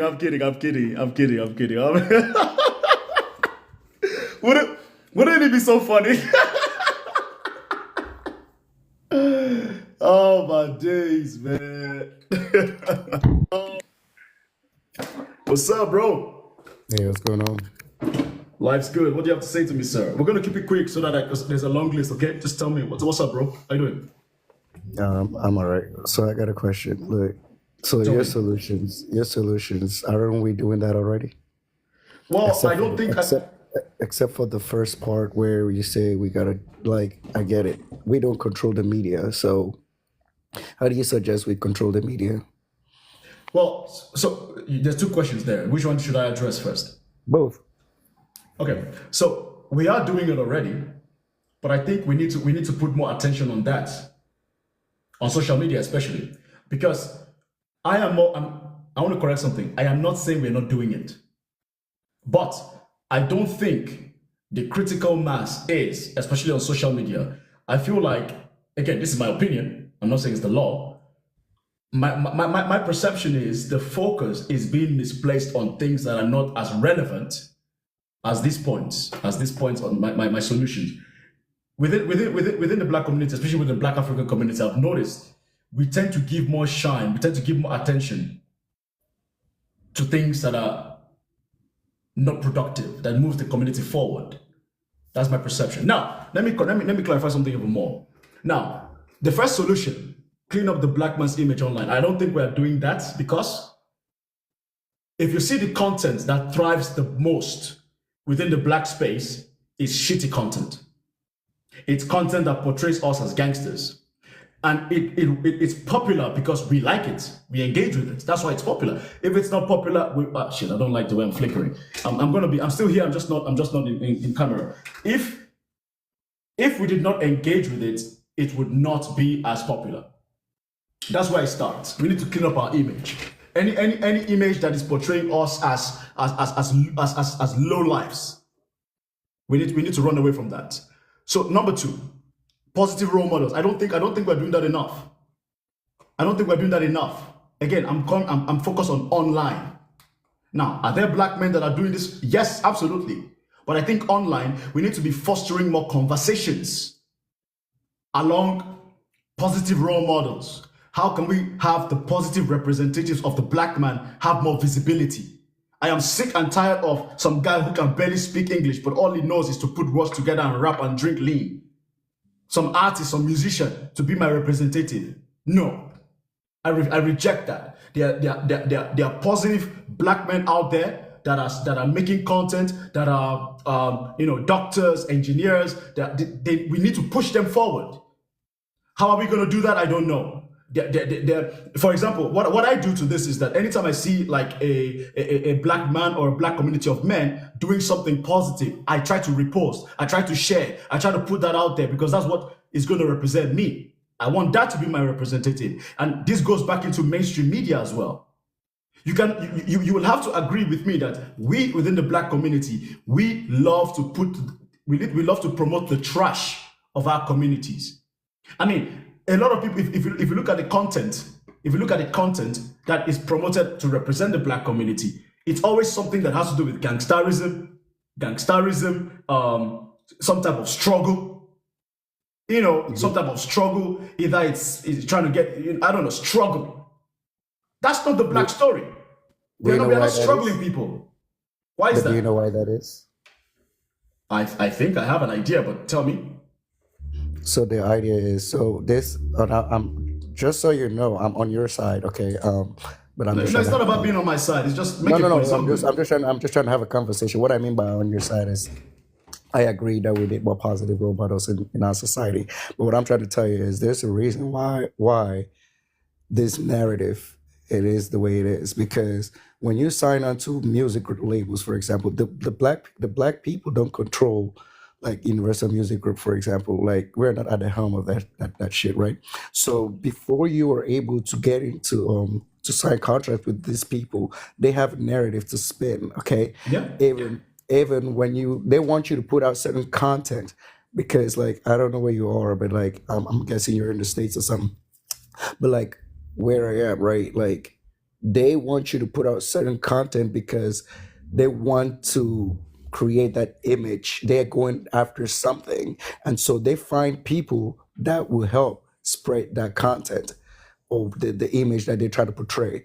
There's a reason why the media will go to a place like Africa and they pick just certain areas to show on Yeah. TV because they have a narrative they're trying. It's the same. It's almost the same thing when it comes to the music industry, right? The white man controls that space, right? And it's easier for them to pit the black community against each other versus bringing them together. You understand? Because you know the whole divide and conquer rule. So it's better for them to create a community where black people fight amongst each other. Because again, all they got to do is show it on TV and say, "Hey, look, black on black crime. The black people are doing it by themselves," type shit, right? So it's easier for them to keep doing it and keeping us divided because then it brings more bank. So what I'm saying is this: I'm glad that a lot of black people are waking up and being educated on things like this because these are things that were all, for lack of a better term, hidden from the education is key, but you got a lot of black people not going to school and they just want to keep doing the gang banging and all of that. And I'm with you, like, yes, we have to educate the populace. We have to make sure that they understand that, look, these are all, and then don't forget, we're dealing with a lot of single family homes. Not only that, we have a justice system that incarcerates a lot of black men, and that's on purpose. They want to keep the black people divided. They want to keep them from having like a two-parent family, raised in a two-parent family home. All these things are strategic. These are not just things that happen in a vacuum. You understand? They will send a black man to prison for 20 years for possessing marijuana, but a white man will get 6 months probation. These things are on purpose. So we need to get that power back. But how we get that power back is actually through education, helping people understand that yes, you can be role models all you want. I'm not saying that's irrelevant. But if we don't get into these spaces where we actually have the power to change things, it's gonna be a really hard road to climb. No, I got that. No, That's that's true. that's I what agree with you. Yeah. Yeah, And it's the it's truth. really all by design. You understand? Look at what's happening in the Congo, right? The people that go in there and then they're digging up all this gold and everything. They're Israelis, right? The dude has been in Congo for since 1997. They'll come steal our gold on our whatever, and then bring it back to the West, and then make those same things rare. If you go to the British Museum, it's called the British Museum, but most what you see there's mostly African shit. You understand? But it's the British Museum. It's all stolen goods from Africa. And then we go there and we pay for that shit. The same thing with religion. You go to Rome, you're going to Rome to go see a pope. Why? The popes have always been white. You understand? All of these things are by design. Jesus Christ is white. Why? You know, they say all these things that keep our African brothers and sisters suppressed in their critical thinking. They don't ask questions. They're stealing from them. They'll tell you God is the best or whatever. I know I'm going all over the place, but I'm just saying that all of these things, they're structurally designed. And what they do is in America, white is always better than black. No matter your qualifications, you could see it in the elections. We were dealing with Yep. a criminal. We were dealing with a criminal. We had a woman, a black woman was more qualified than ever, worked in all three branches of government, but she still had to do 10 times the work and she still didn't get the job. Remember, this dude ran against Hillary Clinton back in 2016 or 2015, and he won. He ran against Joe Biden, a white man, in 2020, and he lost. But he ran against a woman in 2024, and he lost, and he won.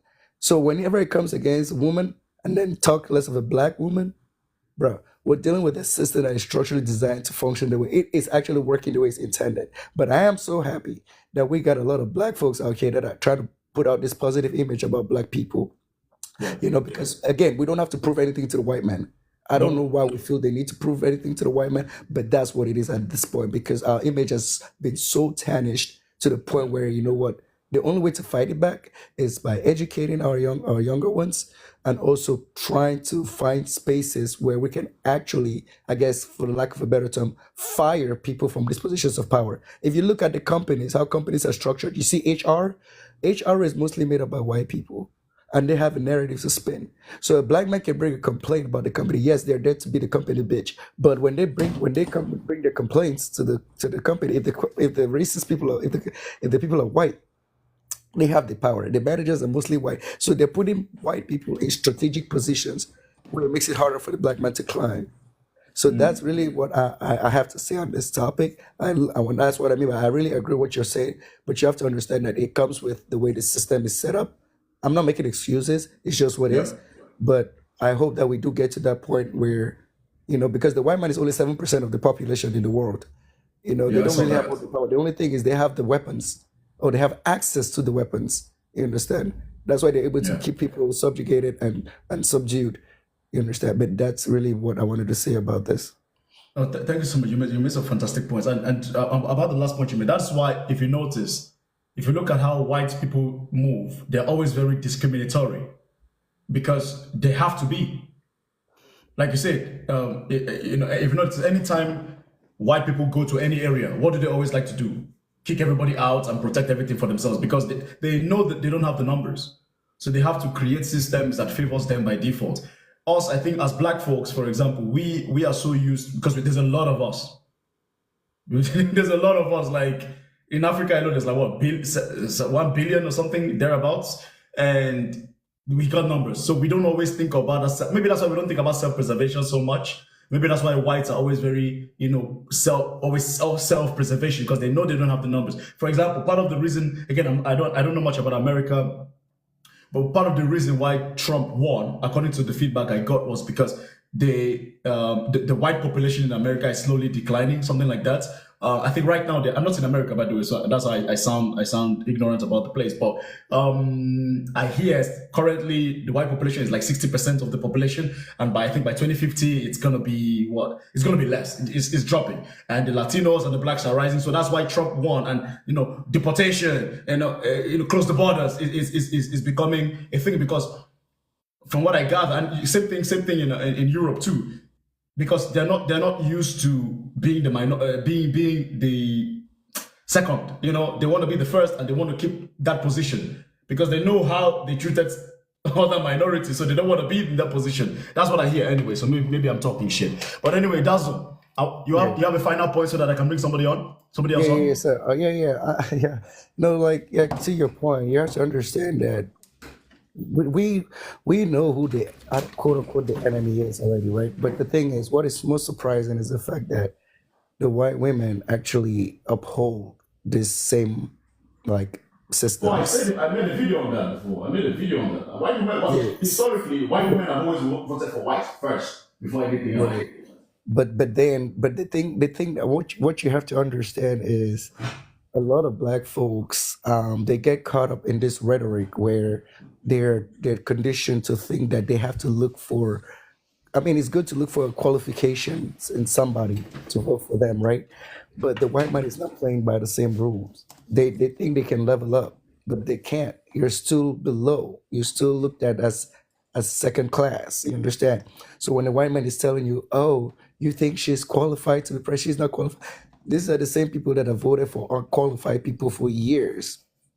And then when it's time for a black person to actually be in power, they tell you, "Oh, check their qualifications." Why? You know you're doing the right thing when the white man is angry at you as a black person that you're doing it. That's how you should. That's your clue right there. If you find majority of the white people saying that don't do certain things, know you're doing the right thing as a black person. That is how you should think. When they said Kamala was putting people in prison, black men in prison, and all this other crap, and then you turn around and ask yourself, I asked them, do you think majority of the black population knows what's good for them? And they say yes. So if we're saying Kamala is our candidate, she is our candidate because we know what's good for us. But these are the same people who say, oh, she's locking up black people. Where were they when she was doing it? They didn't say anything. But because now it's going to help them politically, all of a sudden they claim to care. So people have to understand that education is literally the way to go, and access to weapons. When we have those two things, they will not be able to subdue you. That's why guns is very important. Sorry, pew-pews. Pew-pews are very important. You have to, Yeah. I mean, in this day and time, it might be useless, but anyways, but I appreciate you having me on your live, man. Pleasure, man. Dazzle, have a nice one, okay? It's a sir, thanks. Bye. Bye, Dazzle. So who's next? I'm just gonna go off the top, man. So M1 is next. I'll just go off the top, guys. I don't want to think too much. I'm tired. M1. Kingsley, M1. what are you telling me, bro? Bro, we're just yapping, man. Trust me, bro. Yeah, like I've been making them a lot of sense today, bro. I'm not even gonna lie to you, especially about black men. It's because Go on. It's because anytime you look on social media, especially like these Pan-African pages, it's not like all they talk about is how they are being discriminated them against. All they talk about is how black people are literally like victims. They never talk about how we can literally improve. All they talk about is that, ooh, look how the Indians are literally like treating us in South Africa. Look how the whites are literally like treating us in South Africa. Why did you put yourself in that position in the first place that these foreigners are able to mistreat you in your own land? Like, the white people may not like them Arab people, but the Arab people are literally relevant, like, economically. It is because they literally own, like, London now. London is literally owned by the Qataris. Yeah, I know. And yeah, they own London. Yeah. And the Asians. Like, who do you think owns, like, Sainsbury's? Like, who do you think owns, like, Westminster and Central London? Those are the two, like, most luxurious places, London. They are owned by the Qatari people. Yep. The white man doesn't like them, but they cannot disrespect them to because the money. their face. Yeah. He pays your salary. Put them to their own face. Like, I am going to say this, yeah. All black people care about is material things, and like they don't care about trying to develop like as a whole.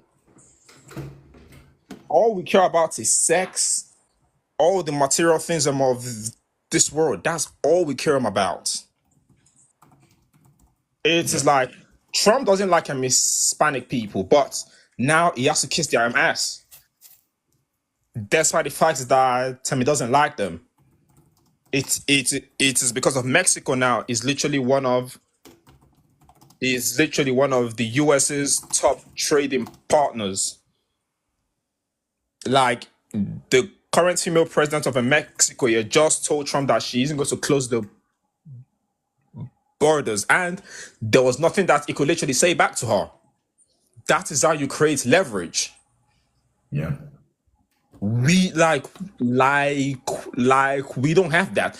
I always see some black people saying that, oh, look at Gaddafi. I was like, listen up. Libyans don't like black Africans. Have you seen how they literally treat us in their countries? Like shit. I've never understood the black Africans glorification of Gaddafi. I don't even know where that comes from. It is because one thing I keep trying to tell them is that this African coin won't have benefited the black Africans. It should have only benefited the Arab Africans.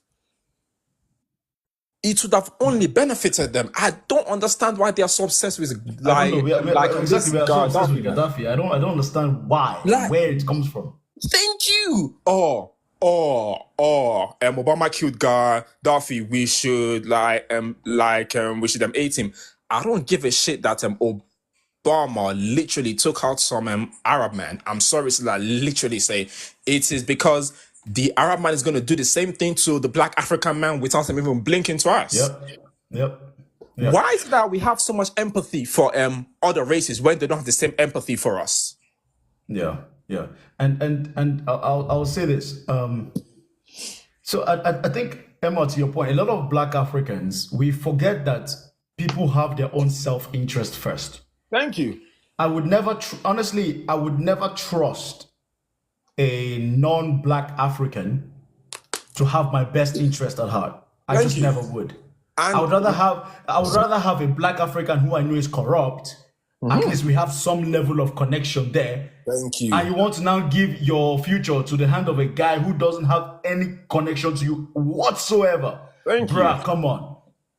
Also, Never. yes. Also, Because they would never put their own in my hands. So why should I put also, one thing I find funny here is that it took Black American people to literally discover that Latinos were always going to put like their interests first. That Latinos don't like them the way white people doesn't like us. Then after the election, I saw them like better raging against Latino people. Anti-blackness is practiced in Central and Latin America. There is a reason why there is a huge Black underclass. Hell, in Argentina, do you know that in Argentina they genocided their whole Black population? Do you actually know Black people used to have a huge population in Argentina? They genocided all of them. And then these people come to the USA and then you're trying to do Black and brown people. There is no such thing as in Black and brown at all because of all these brown races don't like us. Yep. All these brown, whether be the South Asians, whether be the Arabs, whether be the Latino people, they don't like us. All they talk about is how the West is victimizing us. Yes, they are victimizing us, but China and India want to take over Africa and not in the West, they are in the East. Why don't you focus on China and India more? Because they are the bigger problem now. Yeah. They are by far the bigger, majority of the countries in East Africa, the people who control the businesses, they are literally all Indians. I saw it. In Tanzania, the richest man there is India, and the list goes on. Yeah, I know that. It's funny. Like, if you look at the richest Southern African people, it's a white. It's white as fuck. White. It's white as fuck. The richest East Africans are Indians. Why are we nice to these people? Wait, Emma, please. I get what you're saying, but please understand it. You gotta watch what you say, please. It's still TikTok as an algorithm. Oh yeah, true. I'm not trying to preach you. It's my. You gotta understand, M1. Yeah. You have no picture. You have no picture on your stuff. True. Your name is M1. Nobody knows your name. Yeah, true. My name is Mr. Kingsley. It's my face. Okay. So please have some respect for that. Okay. I get what you're saying. Yeah. Just please use the TikTok words, please. Okay. Yes. Why do we accommodate these people in a very nice way in our countries, but when we go to their countries, they don't accommodate us at all?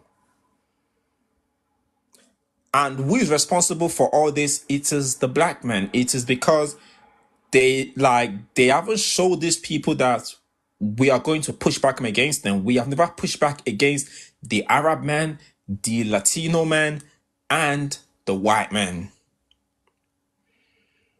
Hence why we have been conquered every single time. As the white man is leaving Africa, we got the Indians and the Chinese about to take over Africa.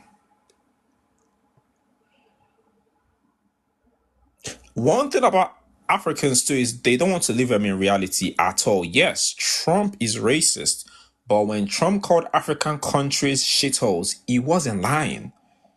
That is just the harsh truth. He wasn't lying. African countries are the most dysfunctional countries.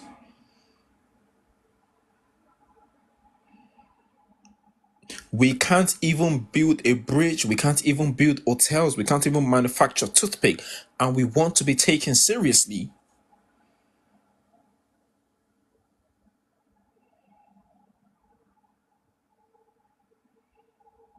We want to be taken seriously. Our healthcare system is a sham. Okay. You landed, bro? Yes, You landed? yeah. It is literally like what I'm just going to say. We Yeah. have to like we have to rebuild. True. We have to rebuild. It is because we have to stop lying to ourselves. There is nothing positive about Africa at the moment. I'm sorry to literally say. Agreed. Do Fantastic. Yeah, sorry. I just want Emma, to say, you got a land, bro. So I yeah, can bring someone else. yes, Okay. yes, yes, yes. Thank you, man. The black people who always praise Africa as being great, they are the ones who are living in the West, and they probably wouldn't have even live in Africa. Yep. True. But True. they will be like, oh, Nigeria, look at the culture, look at the air in Nigeria, oh, the weather is beautiful. Okay, go and live in that country. You They will wouldn't. never. Like, you wouldn't. They praise the dysfunction in the country, but they wouldn't live in the dysfunction. So, Yeah. yes. No, you're right. Thank you very, very much. Pleasure, bro. No, you're right. You're right. Yeah, bro. Yeah, I'm going to say this. By the grace of, in the future, we Nigerians need to do what the Pakistanis, the Indians, and the Qataris are literally doing, and the Latinos. We have to start taking over places in the West economically. That's how we're going to do it. Yeah. We have to it is happening though. Yes, In UK, yeah. in UK and America. No. Yes. See, I'm gonna give credits to Nigerians. See, listen.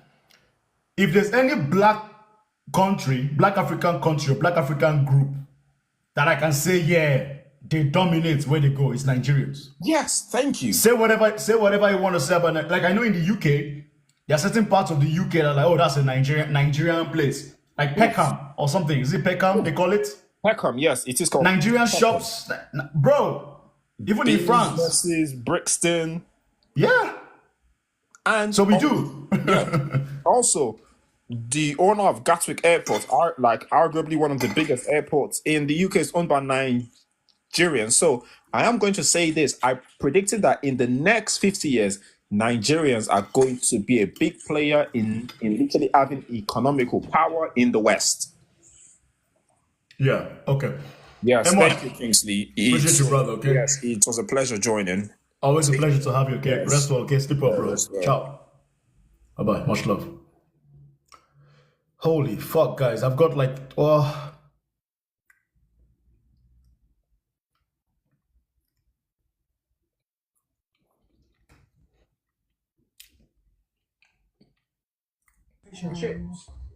Hello?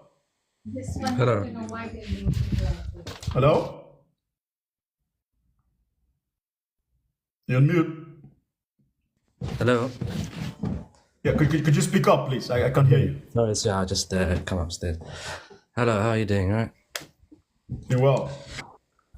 Yes. I saw this topic and I'm not African myself, but I do have. I'm Asian. I'm half Guyanese, half Bengali, but I'm Asian. No, wait. You have what? Half Guyanese. Yeah. And half Bangladeshi, but I'm Indian, Guyanese. So my thoughts are there is a lot of power, but it's just I mean, for example, Nigeria, right? Nigeria has resources. But if I may, just respectfully, it's yeah. I mean, I brought you up because I'm curious as to know, like,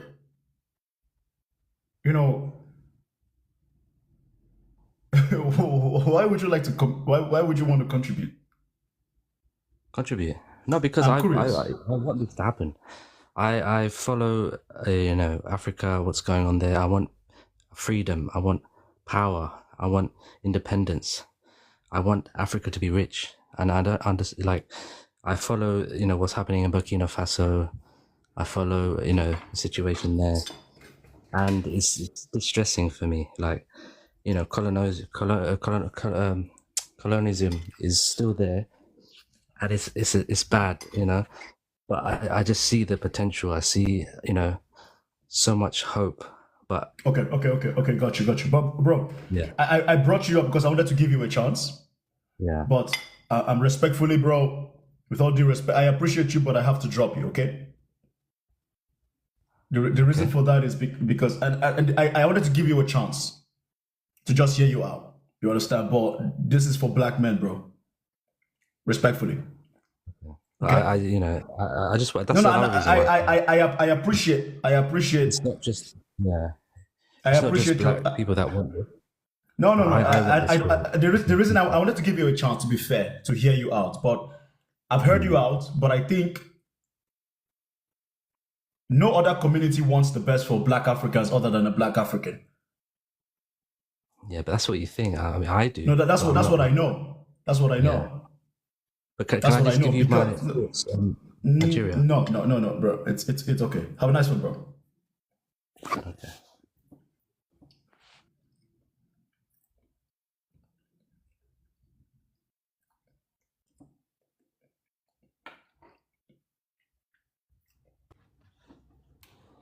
Yo.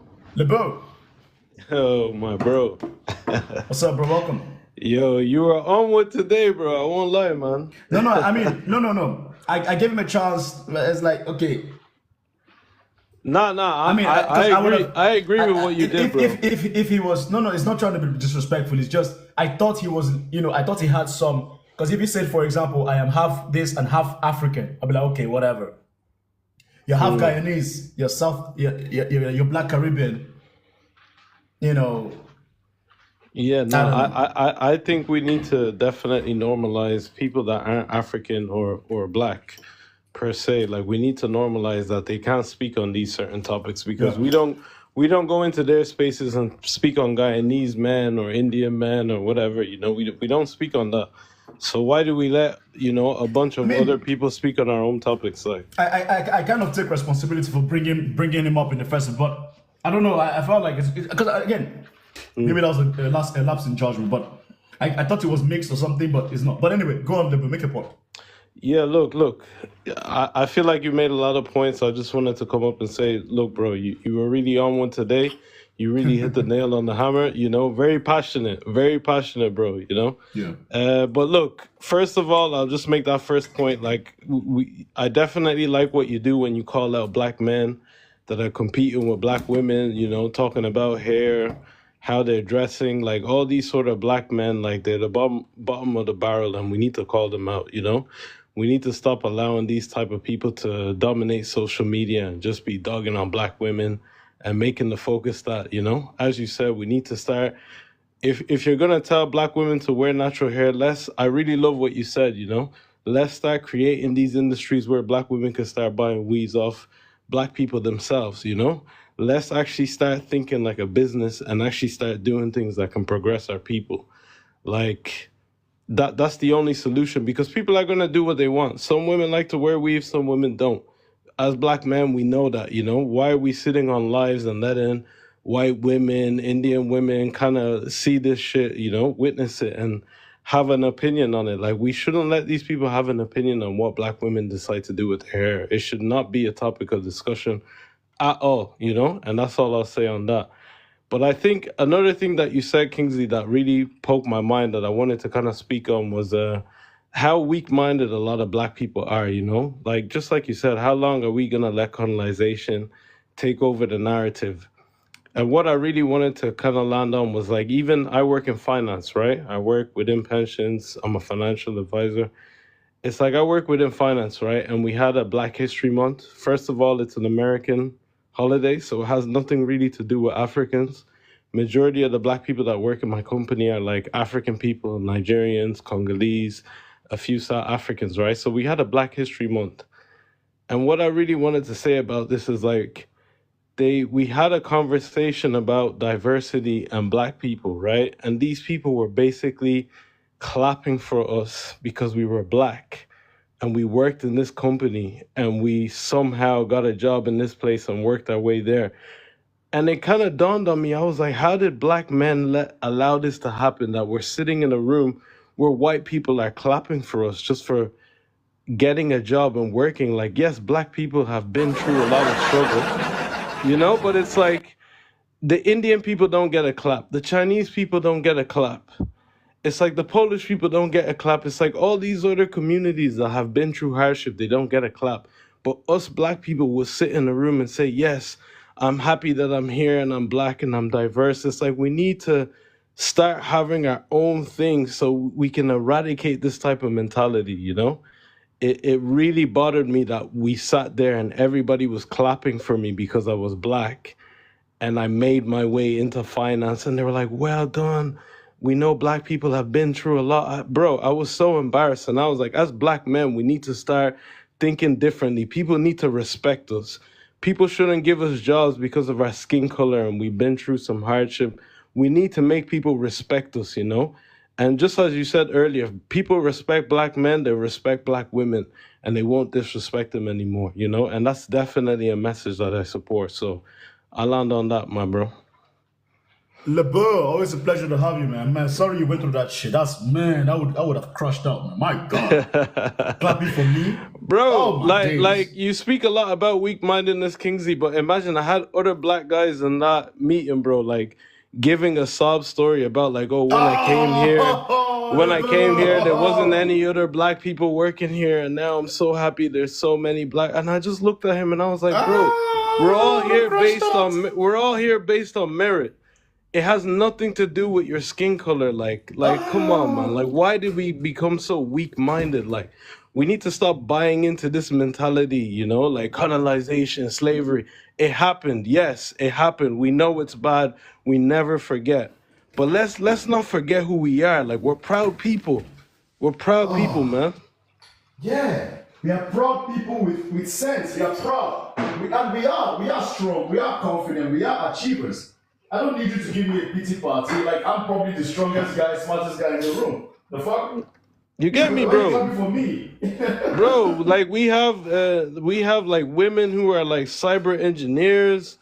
We have like women who are like you know, managers of certain departments. Yeah. And I was just thinking to myself, like, these women could be celebrated as individuals, but instead we're being highlighted because we're black, solely off the color of our skin. And we don't even understand as black people, like, how much of a disadvantage we put ourselves as soon as we walk in the room.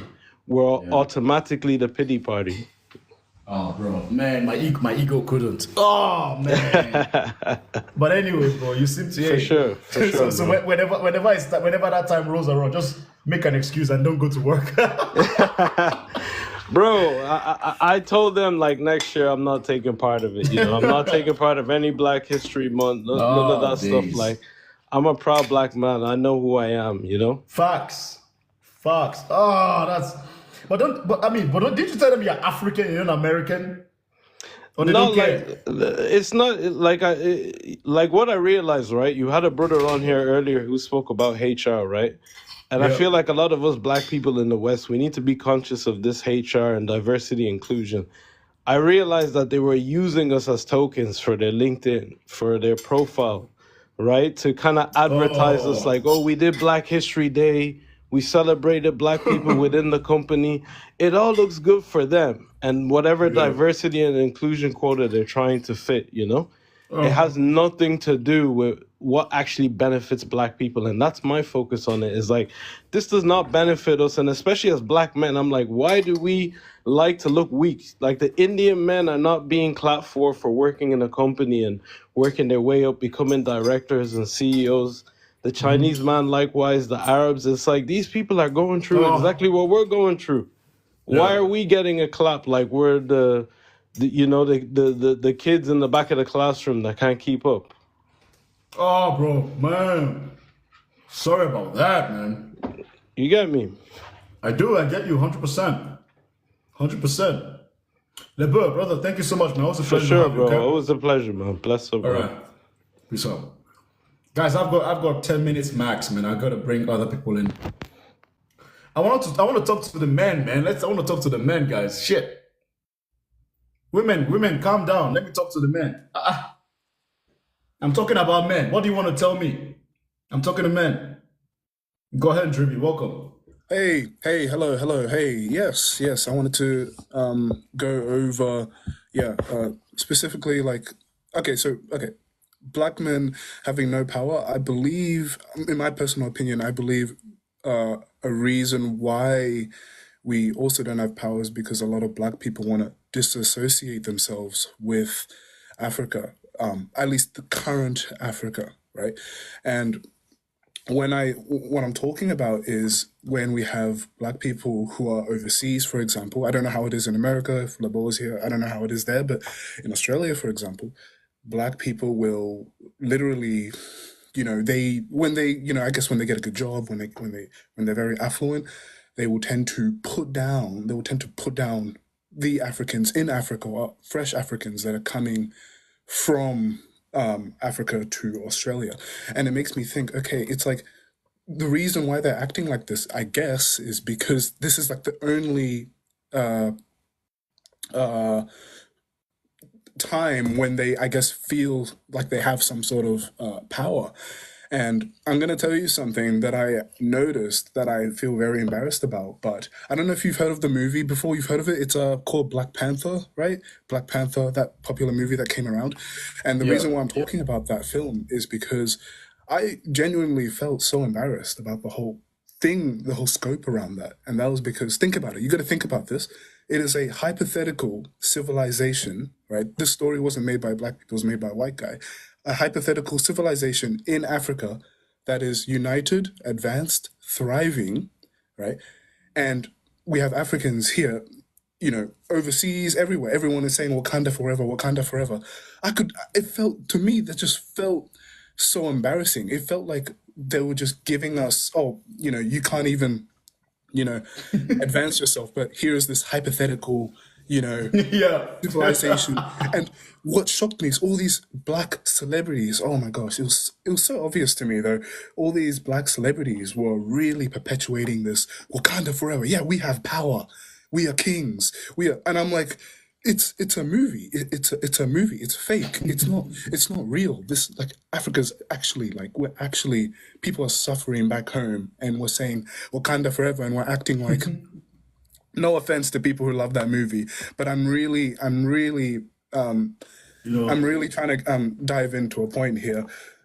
This is when I realized that we read, and this is like, I was much younger, and I realized, wow, we're really like, we don't have it, like, power. If this is the power that we have, like a movie, we're happy, we're living, we're pretending to live as kings through a movie, like that.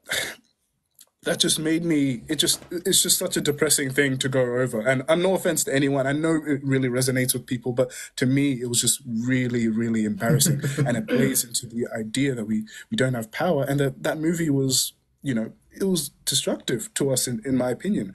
The media, you know the yeah. media it's just so bad. It's so bad. The only way we can really start is by really evolving and changing the media outlets that we have, because they're so destructive and awful, and yeah. Sorry, I kind of just went on a little rant there, but I just No, had to, no, no, no, no, no, no, no, I no, had no, to no. It's really okay. address that. I like to really talk about things like that, like things like movies, things that people think are small, but are really, in But yeah, actuality, that's it. really big. Yeah. Movies are a massive form of control. But you got to keep in mind, Jimmy. I think Rosetta, hey Rosetta, I think she put that in the chat. The movie's targeted at African Americans, not us. Get me? Because a lot of African Americans. I agree with you. Yeah, Trust me, no. I get you, 100%. But the target audience are African Americans who probably they romanticize Africa. They romanticize Africa. And so Rosetta was making that was the point she put in the chat. So yeah, just to keep that in mind. Yeah. Yes.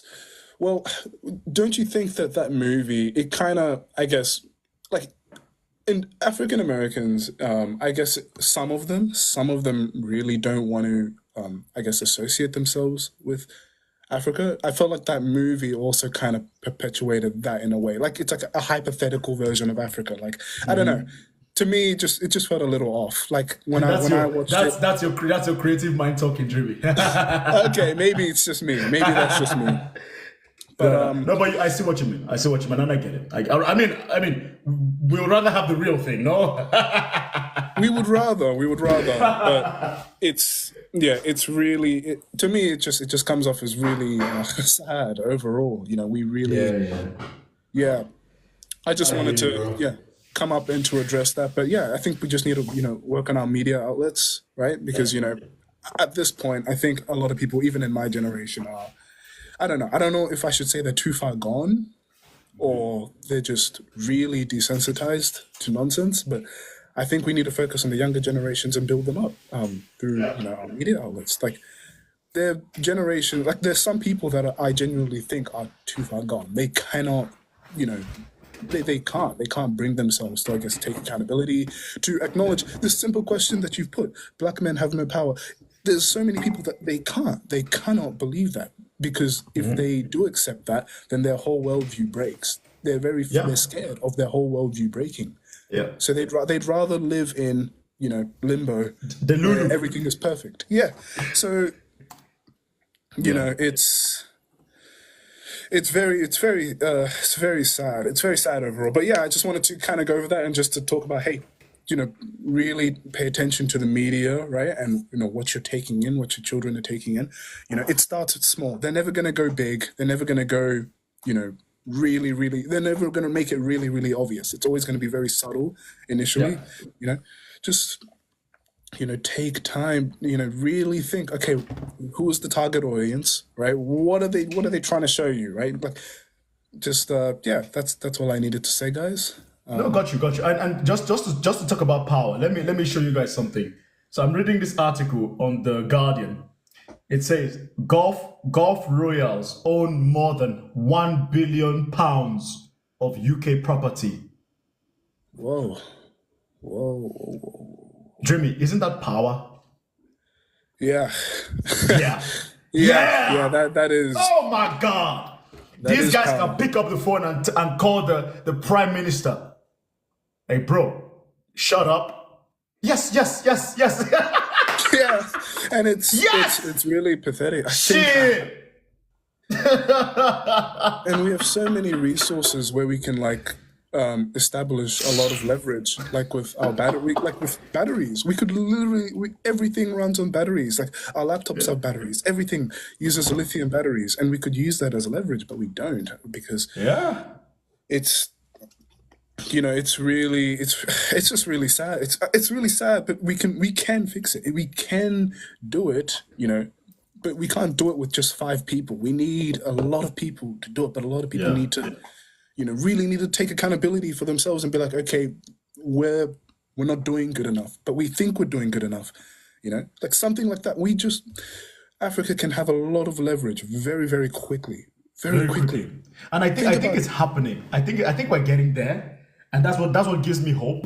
Burkina Faso. But one thing I want us Black Africans to do is we need to stop putting all these expectations on Ibrahim Traore, because that's one thing we like to do, Jimmy. Everybody's Ibrahim. Yeah, but let's put, as Black Africans, we need to put pressure on our own leaders to do what Ibrahim Traore is doing. Because what I don't want us to do is that everybody puts it on him while ignoring the responsibility of their own president.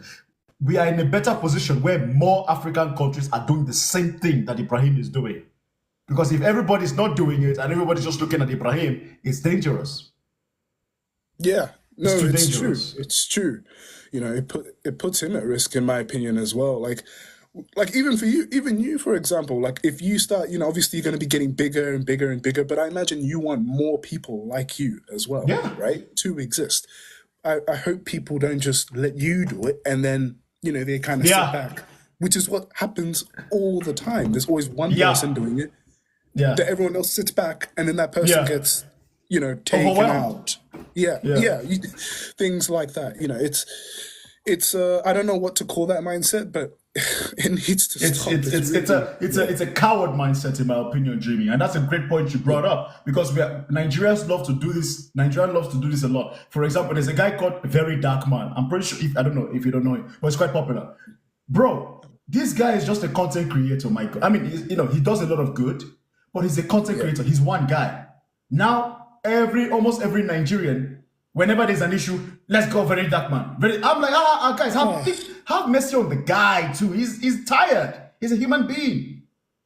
And I try to tell them this, but they think I'm a hater. I'm like, guys, this guy is a human being. Why don't you also find somebody else? Why don't you also make the content? Why are you putting all eyes on Very Dark Man? Because you're exposing him even more. We need more Very Dark Man so that we can spread all the attention.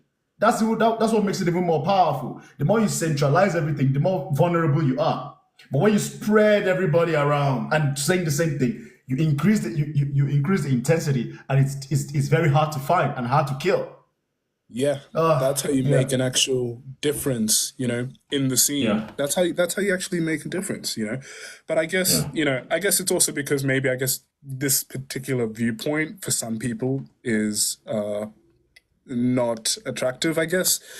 Like not appealing for a lot of Africans. I mean, you can agree on that. Like a lot of people don't like you, right?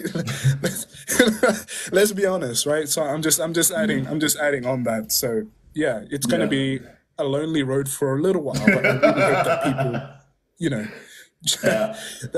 I hope people jump in. It's it's really sad. I've seen a lot of Africans give up. I don't know if you're aware, but there is this African guy. He's Sudanese. He lives in America.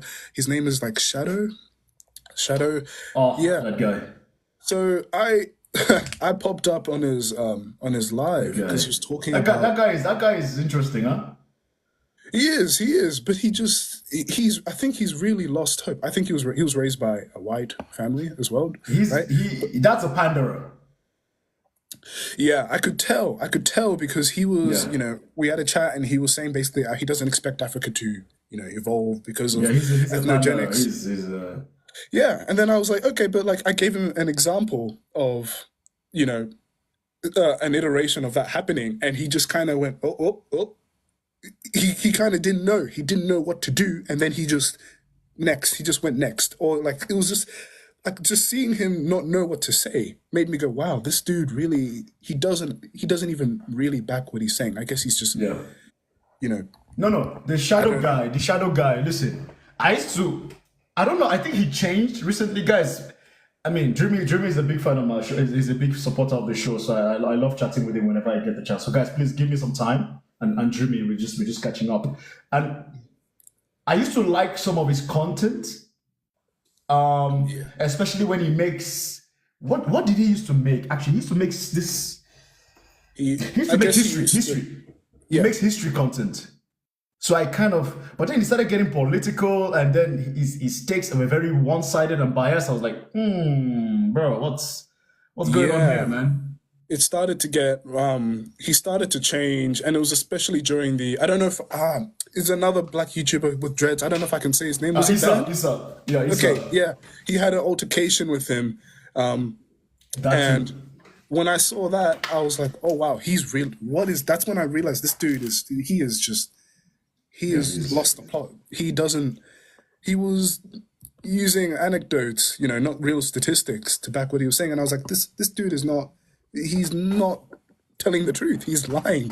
What is he saying about this? And he was, I guess he was just perpetuating the same, Africa is helpless type thing. Like, I don't understand. And for me, I'll be very honest with you guys, and maybe this is my bias showing.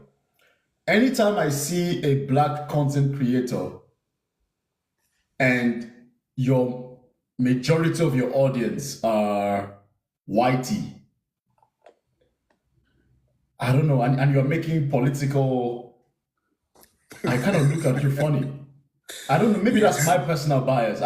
Because it has never failed me that black person typically is very biased or trying to play an act. Something is not adding up. I don't know if you see what I mean. I don't want to say it, but do you get the same thing, or do you have a different opinion on that? Like, what's your take on that overall? Well, okay, in terms of just black people who have majority, white audiences, I guess it depends on the type of like political, kind of what I do. That, then I do feel like they're definitely, pandering. Like, I used to look at Jeff Mead. I used to look into his content. Dude, Wait, relax. I used to, and then okay, used to. Okay. yeah, it was a while ago. Right. This was when, I forgive you, Dreamy. no, I used to a while ago, and then I kind of looked back into his history and all of that, and I was like, wow, this dude, he used to make dance videos, content like that, and then he I guess that didn't work out, and then he just started making these political trope videos, and a lot of these people just end up doing that. They fail at one thing, and then they start making very political things, and I'm wow, it's very lucrative, by the way, lucrative. Yeah, so it made me go, maybe this guy he doesn't even really believe what he's saying. Maybe he does. Maybe he's Maybe he probably has been desensitized to a lot of things, so maybe he can't help it. I'm trying to see why someone would have that mindset. I always like to put myself in their shoes to see, why does this person think like that, right? Yeah. I try really hard to do that because I'm not trying to give them leniency, but I think one thing I really appreciate about you, Dreamy, is like this is not the first time we've spoken, but you empathize, and I do like that, because I'm maybe not as empathetic as you are. I don't give people, and that's what I like. Maybe that's why I like when we banter a little, because it kind of brings me down to the more empathetic level. But honestly, because I looked at him, bro, automatically red flags, like, because some of the things he says, Jeff Mead, I'm like, bro, you know you don't believe this shit, dude. You don't believe this, like, because you're a black man. Yeah. You're a black man, and you're a black man, and a lot of the things you're saying about like racism and police brutality, that's not true to you. It might be true for your audience. So maybe that's why you're saying it, because your audience are predominantly white. So it makes sense for you, because one thing I've noticed about American politics is this: if you are a black person and you are saying something that I don't know whether is it right wing or something, right? Yeah, he's like right conservative, Republican, whatever, conservative. Yeah, Republican. If you are saying something to bash or talk down on black people, you are gonna blow up. Yeah. You are gonna, bro. It's on YouTube. It is profitable, bro. I will tell you this. Actually, okay. I'm so that I stop blinking. I'll tell you this, Dreamy. On YouTube, there is a segment called, well, even on TikTok, it's called, on YouTube particularly, it's called Republican media, Republican social media. One thing I've noticed that white folks, especially white folks on the right, love to see, in my own opinion, and what I've observed, is they love to see black content creators that are quite anti-black, and speak against the black community. It's like you are saying things that they cannot say, but they want to say. Yeah. So they come to you, and then they love it. I mean, I am yet to see a black content creator in the UK or America, Dreamy, I don't know about Australia, I don't know how it is over there, that speaks against the black community that is not rich. I'm yet to see it. That's true. It's people are saying, I don't know if you can even say her name. Is she okay? Is it okay to say her name? Owens lady? I don't know, man. But I guess I already, maybe, say it. I think she is. I think it is okay. I think she's not. Yeah. But even someone like her, in Australia, it's not. Australia, it's still very. I say Australia's still a very young country, right? There's not many big like black celebrities like in Australia, so I haven't really seen anyone that is that who voices that that rhetoric anyway. But it's very attractive, bro. It's very attractive to people to see a black person come and speak against other black people. And my problem is, I know that these people, like, these Candace, Jeff Mead, the reason why I, really pulled off from them was because I was like, these people, when they go out in public, right? When they go out anywhere, right? They get the eyes. I don't know if you know what the eyes are, but the eyes are when a white person looks at you. They look at you, but you see it for like a split second and then it changes back. But it's like a look of genuine, like, ugh. Or like, look of disgust, especially if it's like an old person. Like, I see it all the time. You see it and it's very brief, but it's a look of disgust. And I'm like, there's no way these people don't notice that. Like the Candace Owens, this Jeff Mead, there's no way they don't see that. It's like when you walk into a room full of white people and then they look at you, they're like, oh. There's no way. There's no way you don't notice that. There's no way they don't notice that. So that's when I kind of pulled off, because they were completely just denying reality, living in a fantasy world themselves. They love to say, okay, if you are progressive, woke, then you're living in a fantasy world. But they were living in a fantasy world themselves. So, I kind of, I pulled myself back from that, from those ideals. They're very destructive as well. People in the comments are really going off, but no. But I for me, I still, again, that's why personally I'm not very, I don't have any allegiance to like a political party. I never will, because I personally I believe politicians are the same, just on different sides. If I'm being honest, they're always the same. It doesn't matter whether one is on the left or on the right; they're the same. It's just that all politicians cannot be on the same party. Otherwise, who's going to be president? There has to be. You have to compete against one another. So that's why because let's be real, these politicians, they went to the same schools, they went to the same spaces, they went to the same thing. Of course, they know each other. Most of these politicians, regardless of wherever they are leaning, they would rather hang out with themselves than hang out with us. No matter, because they are both elites. We are not. So I've never really understood, if I'm being honest with you, Dreamy, I've never really understood the average person's obsession with like politicians, not politics, politicians. Like, once this person comes into office, he or she is gonna change things. Like, you really believe that? And some people really believe it, man. Damn.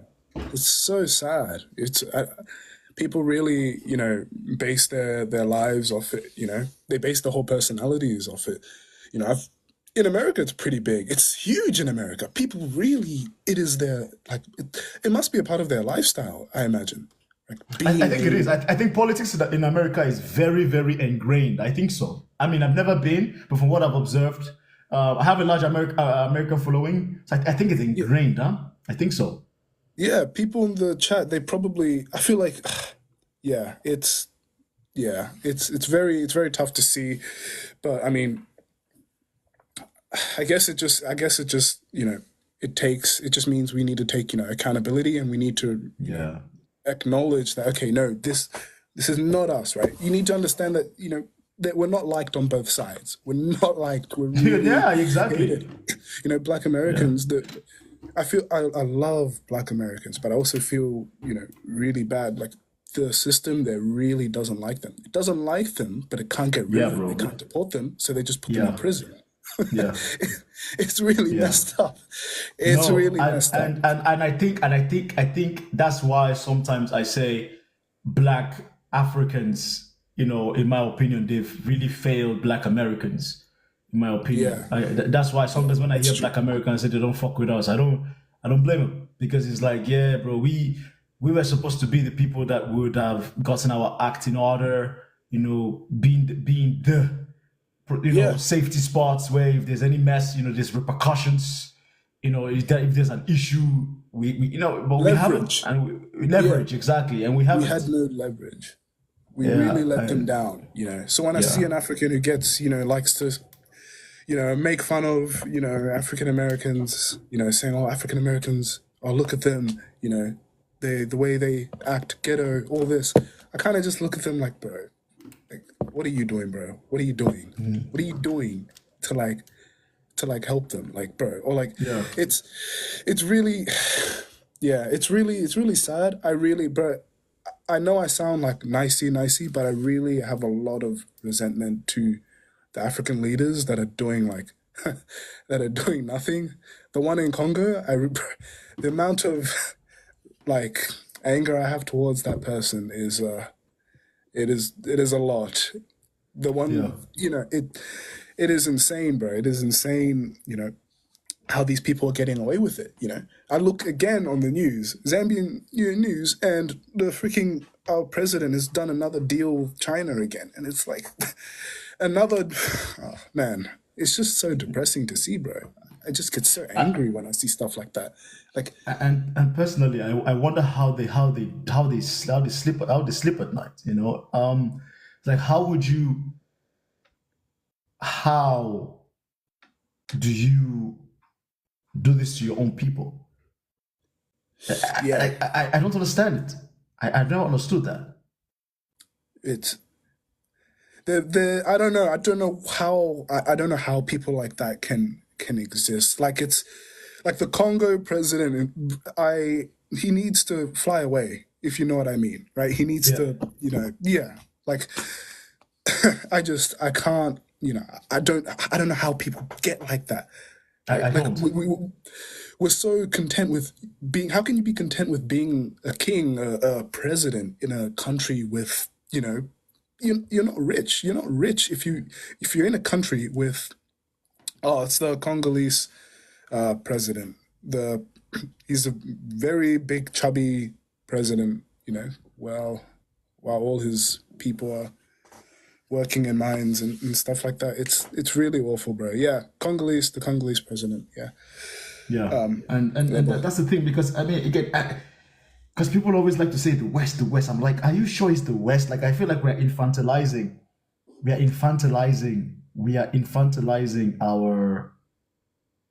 our leaders sometimes. When I hear people talk about, oh, it's always I'm like, no, it's not the West. It's not the West. It's the leader. No. It's the leader. Let's stop. Honestly, sometimes I feel like we give the West too much credit that they don't even deserve, bro. Like, for real. Like, for real, bro. Like, the West of before is not the West of today. They know that back when, unfortunately, when our leaders were getting unalived, man, I think in this day and age, now that there's scrutiny everywhere, there's attention, it's not the same. Like, I feel like we give them too much credit sometimes when it comes to like how much credit we give them on the development of African countries. Now the thing is this: yes, we know that the West are involved, guys. You don't need to keep reminding me. Yeah, we don't need to keep reminding me. Like, people need to stop. Sometimes I get irritated when Africans tell me the West, like as if I don't know, But my point is, are we sure we are pointing the fingers in the right direction? Like, there's no way you're going to think. There's no way you're going to point the finger at the West and you're not paying salaries in your countries. Yeah, like, is it the West that says you shouldn't pay salary? Is it the West that says you shouldn't build hospital in that village somewhere? Yeah. Is it the West? Is it the West? Like, you see what I mean, Dreamy? Like, there are certain things I'm like, bro, you're like, you can't, come on, oh my God. No, I think these leaders are also they're profiting off that mentality as well. They're like, okay, they'll just blame it on the West. I think at this point now, currently, I think they're also being like, okay, it's just because the West is extracting. They're not going to get angry at me, for buying a new mansion or buying a new, Lamborghini. They won't. I think they're so comfortable now. They're so confident. That's why they keep doing it. They know they're not gonna get fingers pointed at them. Yeah. They know people aren't gonna be banging on their door. It's oh my gosh. It's a endless cycle. I think Lebo must disagree with the Congo issue. Maybe I don't know. But you think for me, I believe that whenever I see black folks try to down one another, without critical thinking. I always laugh like you think you're better, homie, you're black. That's why I think. That's why for me, whenever I see the this infightings, I'm like, dude, I don't care to hear from you. You're still at the bottom of the barrel with me. If anything, you're the king of the bottom of the barrel, and that's not something to brag about. Who cares? Because you're the king of the bottom of the barrel doesn't mean you're not in the bottom of the barrel. You could be the best black or the less black. You're still black. And until you are in positions of real power, your voice means nothing. You understand? And this is something that I love to preach whenever I can, and I've still not understood it. Wow. How as a president, like if I was a president, if I'm the president of Nigeria, for example, and I always ask myself, Yeah. how can I be the president of a country?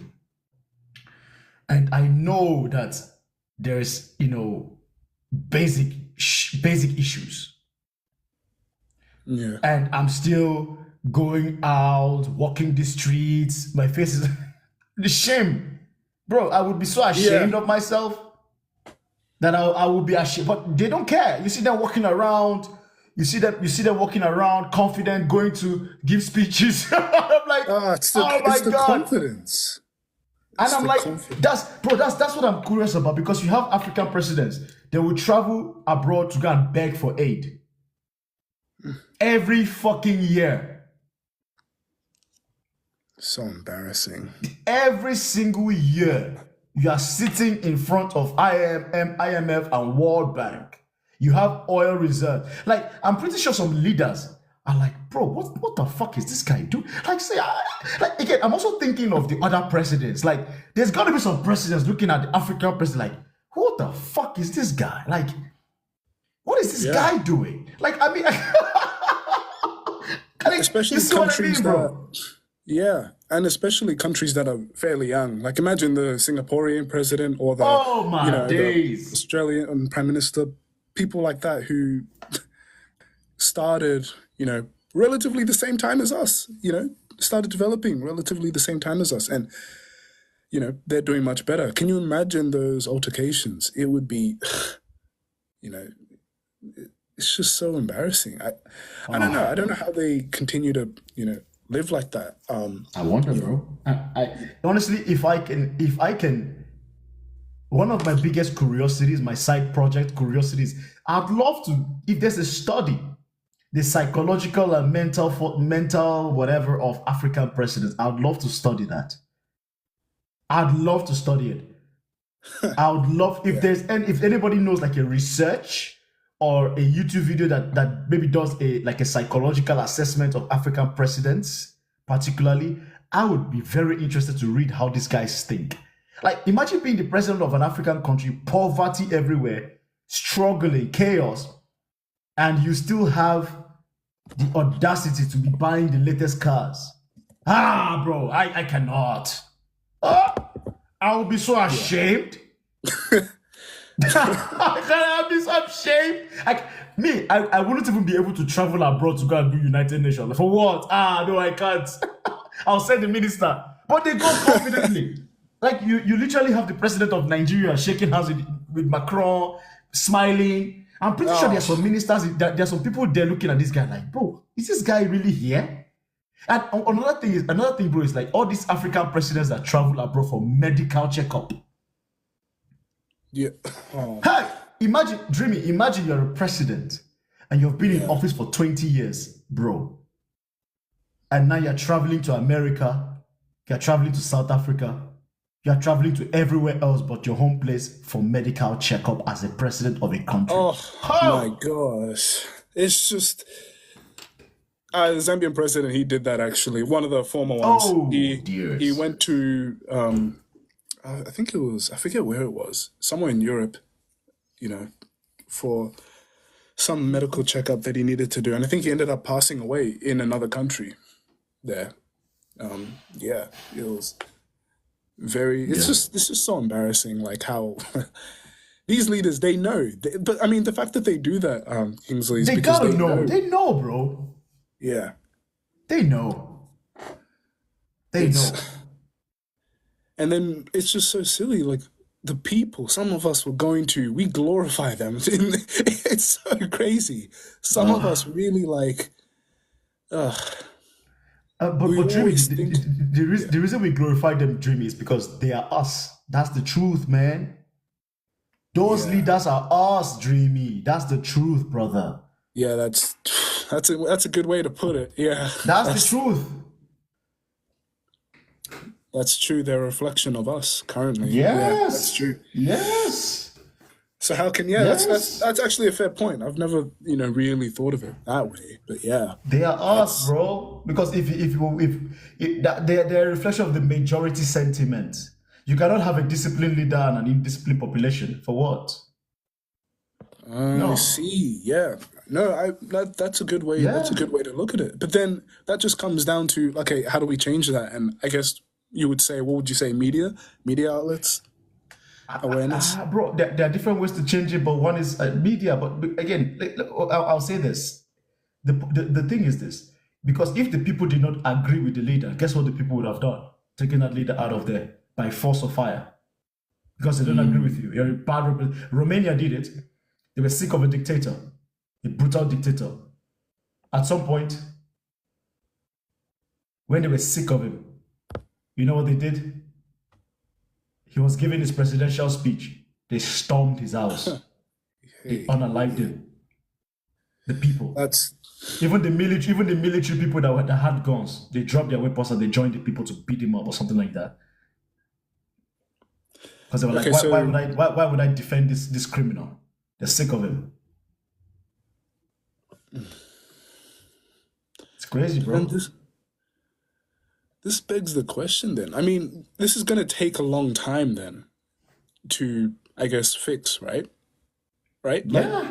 Like this is not going to be a 20-year project. This is more like Oh, dude. a 100-year Generations. project. Hello, Rosetta. Hello, how are you? Rosetta, what's up? We're good. Hi, Kingsley. Hi, Dreamy Bot. Hello. Hi. So I just wanted to, oh my God, I've been listening for ages. There's so many things you said at the beginning that I was in agreement of. I don't know if it's worth me going back to your earlier point, Dreamy Bot, about the Black Panther film. Do you think there's reason for me to? Sure, go ahead. You can. I think we can come back to our topic Hello? pretty quickly. Hello? Hello? We can hear you. Hello, can you hear me? Yeah. Yeah. Hello?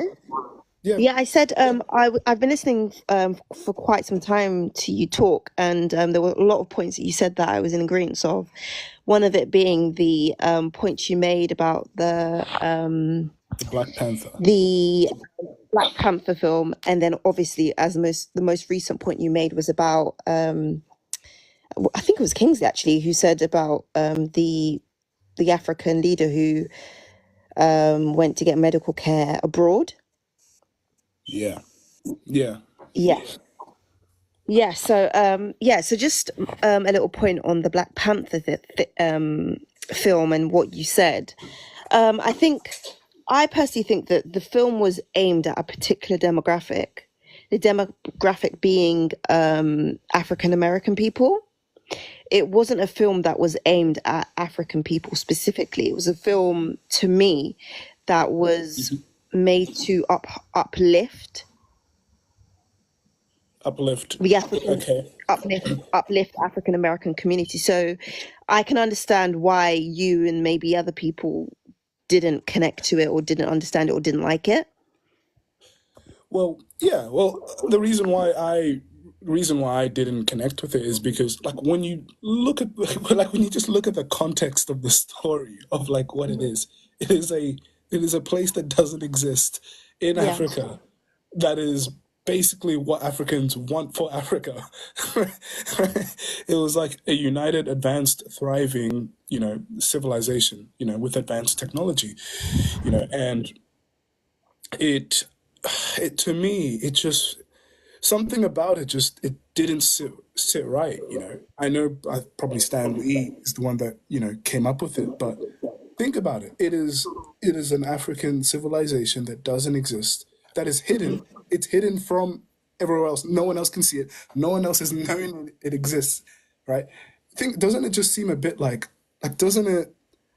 Isn't it mockery to you? Like, like I, they've I been didn't think hiding, I and they're didn't kind of think like, wow, yeah. oh wow, yeah, Africa, they just have way too many resources. They must just Mm. be hiding a secret civilization somewhere. Come on. That's just I so mean, embarrassing to me. I didn't find it. I didn't find it. I didn't get offended by any of it at all. But I think what we need to understand is like global Africans have have a unique relationship to Africa. That's different to That's true. what maybe you and I might have a relationship with. Some people are a lot far further away from Africa, therefore they need to create a link or a connection between them and that place. So fantasy might be the thing that is used because the reality of the relationship just doesn't exist. So you have to start from a point of imagination and a point of upliftment, knowing the history of the place that this film was being made. I see your point. I see a point there. Yeah. Right. I guess it's because I like to, make stories for a living, right? And like if you watch like the Black Panther movie, you can kind of see that one of the underlying themes. It's like not too subtle, but it's pretty subtle. But it's that it's that Africa rejected. It's like we rejected Black Americans and Yeah. kind of left them to to survive in a racist environment while we were living like kings, living with prosperity and technology, right? That was like the premise. That was like a pretty big subtone of the film, right? Like the dude was really angry. I forget his name. The dude who played the dude who was Michael B. Jordan, right? That dude, he was very angry about that. And I don't know, I just felt like that was a very subtle dividing factor of that film. But hey, maybe I'm overthinking it, but that's how I saw it. But I get what you're saying though, how different Africans around the world they're gonna perceive it differently, and I guess that plays into what they wanted, the film creators. Yeah. No, I don't think your point is wrong. I just think that like we all have a different relationship with the continent of Africa based off of whether we are people of the diaspora, displaced people who were once enslaved, people that were actually born on the continent. Our relationship will always vary. Therefore, we will interpret things based off of that. Yeah. No, got it. Okay. Yeah, Yeah. let's move out of the movie, please. Let's go. So let's talk about it, like Africa, Black community, all Yeah. that stuff. Do you want to say something on that, Rosetta, or we can go to Chris or the bill? Oh no, go to Prince. You can go from there. Chris, welcome. How are you? You said Black men have no power as a collective. Yeah, but like, I also don't think that they care. Like, I think that as long as they have access to the patriarchies of other men, because you know about the whole Jakba thing in Nigeria. So Yeah. as long as they have access to and Jakba is not just to Europe. I think that's what everybody thinks. Like, no, it's also to like Saudi Arabia, Malaysia, Thailand. As long as they have access to those places and as long as they can get the bottom tier of those women that they can marry for papers, there's never going to be a solution. And also, like, I don't know if people understand this, but it takes a lot of work to build an empire, and it's a very grimy thing to build an empire because bloody as well. empires, huh? Often bloody. That's what I'm saying. Empires are built on slaves. Empires are built on the backs of slaves, and they're built on. I don't want to get your live band, but basically like G-side. You know what I'm trying to say by that. So and it's done with military strategy. Then you have to deal with things like infrastructure. You have to build up the other ones: infrastructure, agriculture. You have to build up the economy, and for some reason, African men have not quite figured out how to do this, whether it's in their individual countries or on the continent. And my thing is, we won't stop fighting. Well, not we. I don't partake in these things, but like, we won't stop fighting over nonsense. Like, I, for the most part, unfollow outside of your page and like few other Africans. I don't go on any African blogs because it's the same thing, and it's West Africa, East Africa. It is the same thing. It is we're talking about diaspora war between ourselves and others, and then it's also this never ending discussion about like looks, skin, hair. Nobody's West African, East African women who's prettier, and it's like, who gives a F about any of this when our land is currently being snatched from us? Like, what does this have to, what does the curviness of East African, who cares about which woman has bigger buttocks when the land is really not about to be ours in a few years? We're being turned into guests on our own land. Like, why does any of that matter? Whose women is prettier, whose women is more desirable, whose men is more dominant in terms of sexual prowess. This is like, why is this the only discussion on these pages? And it's literally, it's page after page after, and it's post after post. And once I realized that this was it, I just unfollowed all of this. I unfollowed, blocked.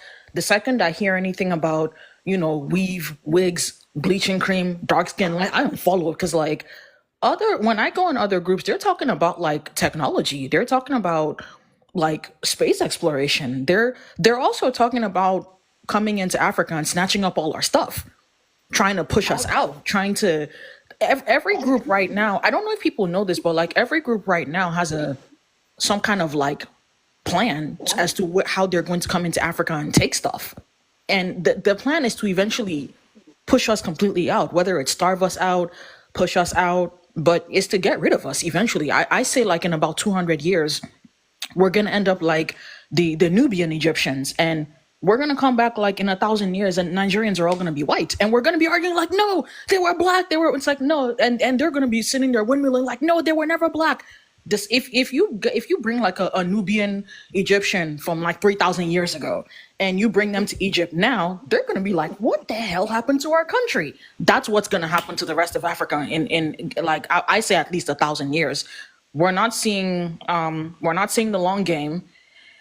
We're not understanding the plan. We're over here arguing about who's got the better jollof. We're arguing about Afrobeats. We're arguing about nonsense, and everything we have is being snatched from us. And for the women and dating, these people are coming into Africa to recruit soldiers to fight their wars. The Chinese, the Russians, a lot of the men that are supposed to be your husbands, they're not going to be there. I don't know what y'all are going to do, because these people are coming in. They're recruiting African men big time to come and fight in their wars, and we're not seeing it. Like, I don't get it. Every time I come on this app is we're arguing about the dumb things that are not supposed to even have any value whatsoever. We are arguing about the dumbest things, and I just scroll past it because it's pathetic. But yeah, no, they're not gonna do any of that building stuff, because the building stuff, building a military, a sustainable economy, that stuff takes work. A lot of African men, as long as they get like,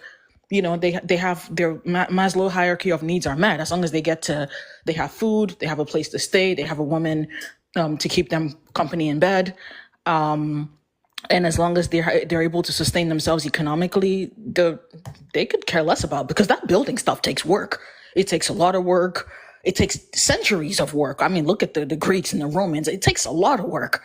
And the few times they have tried to do it, you have what's their name? The guys in Mali, the Moors, and those ones went to Spain and bred themselves out. So, yeah, I don't know. I don't know. I think we're having a discussion that is about 100 years too late, 60 years too late. Mm-hmm. And I think that the best thing for everybody to do is worry about yourself and worry about your family. But as a collective, I don't think we're ever going to get there, because we're too busy arguing about skin, hair, food, and music. Yeah. I see what you mean, and I somewhat agree. And somebody said something, Angel Alex made a very good point. She said it's hundreds of years of work, and you won't personally benefit from it. And that's so true. How many black men Black African men particularly can say, oh, I'm doing this for 200 years from now? How many? Not a lot, man. So, because if our leaders don't even think of us right now, like, bro, so it's dark.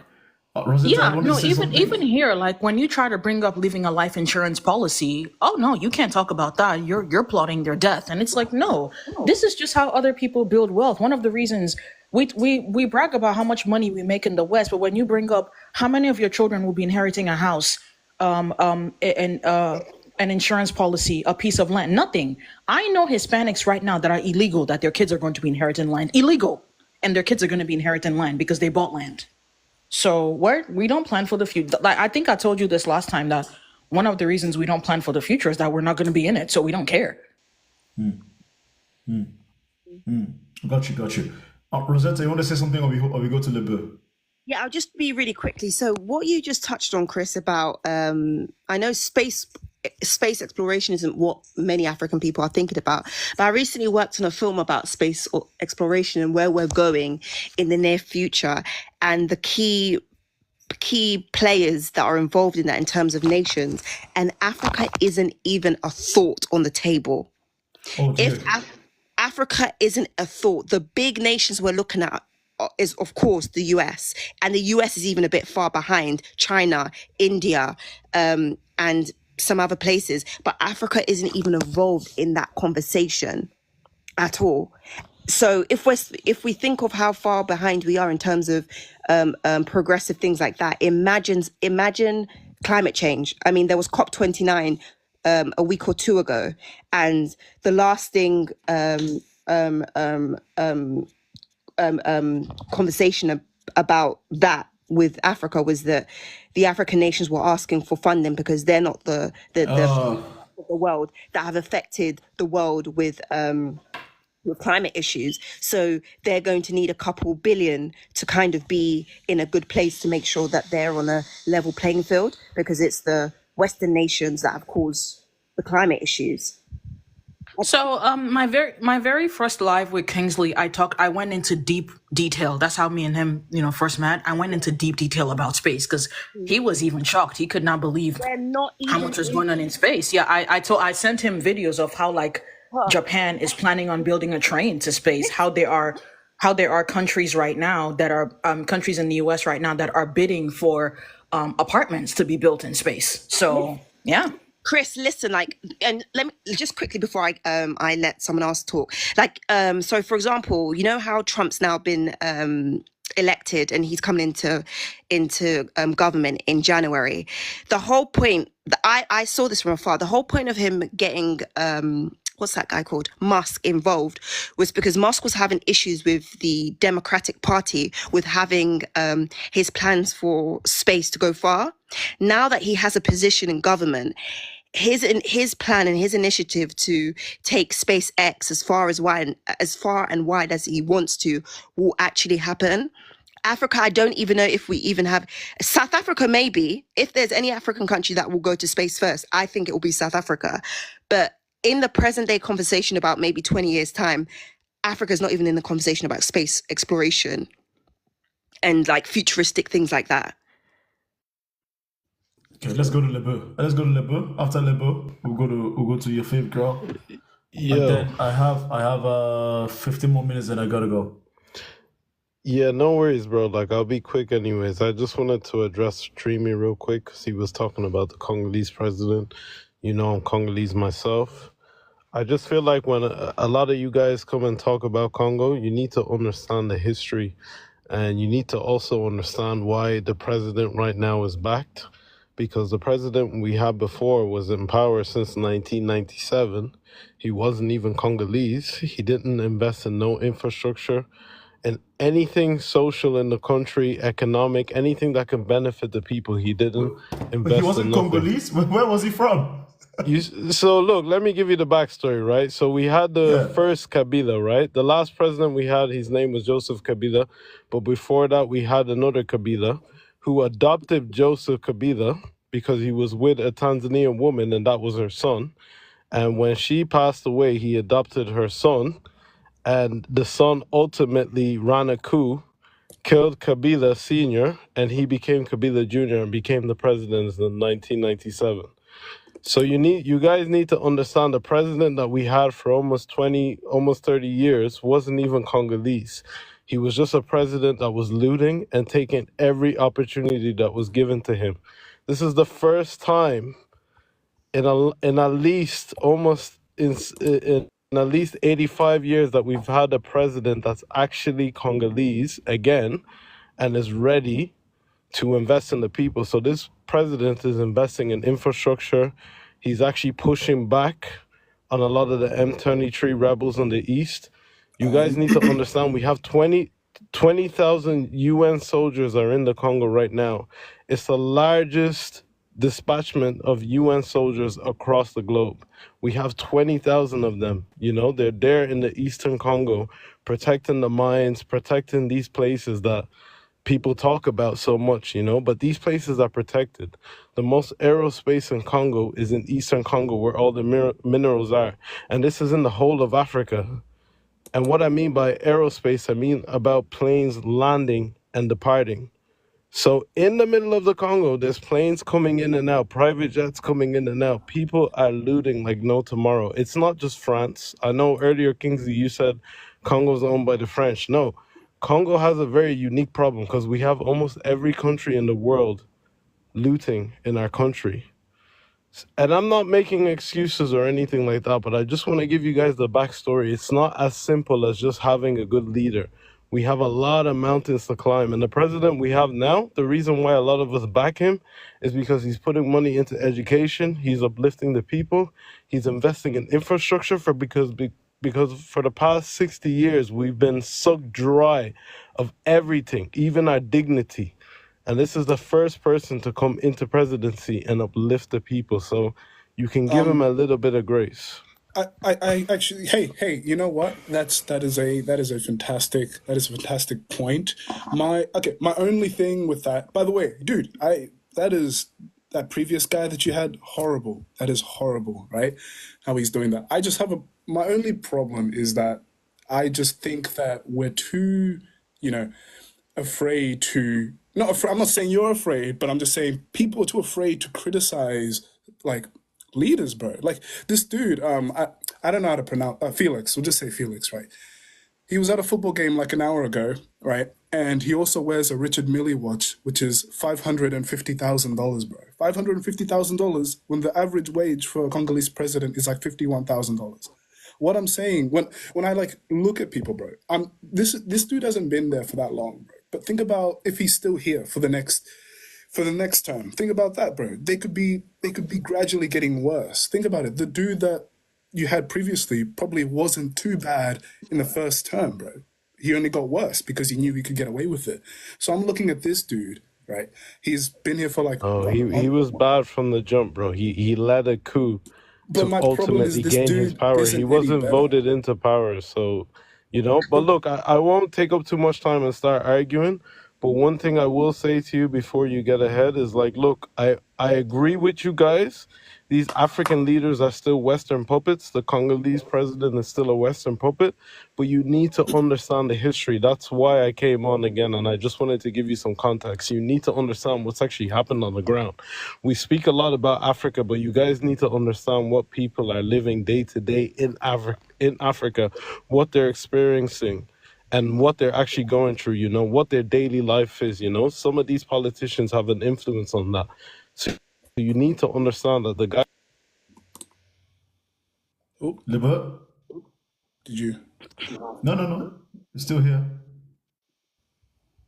Libert, we can't hear you, bro. Maybe you got a call. Probably. Libert!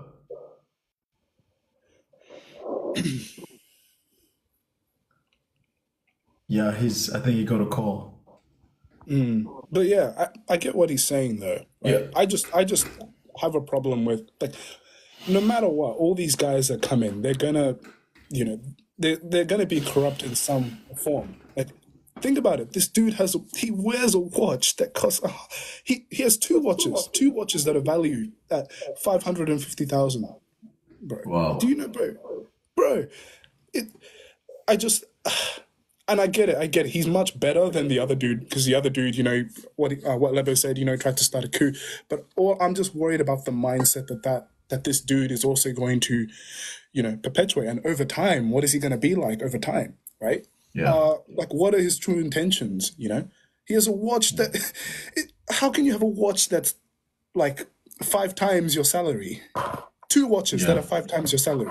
You know, it's I don't know. I think I get what he's saying, though. I get what he's saying, and I get how he feels about that. But we need to, like, we shouldn't, you know, glorify. These dudes need accountability. These dudes need to be told, okay, no, what, you may be better than the last guy who was a literal tyrant. You're still bad.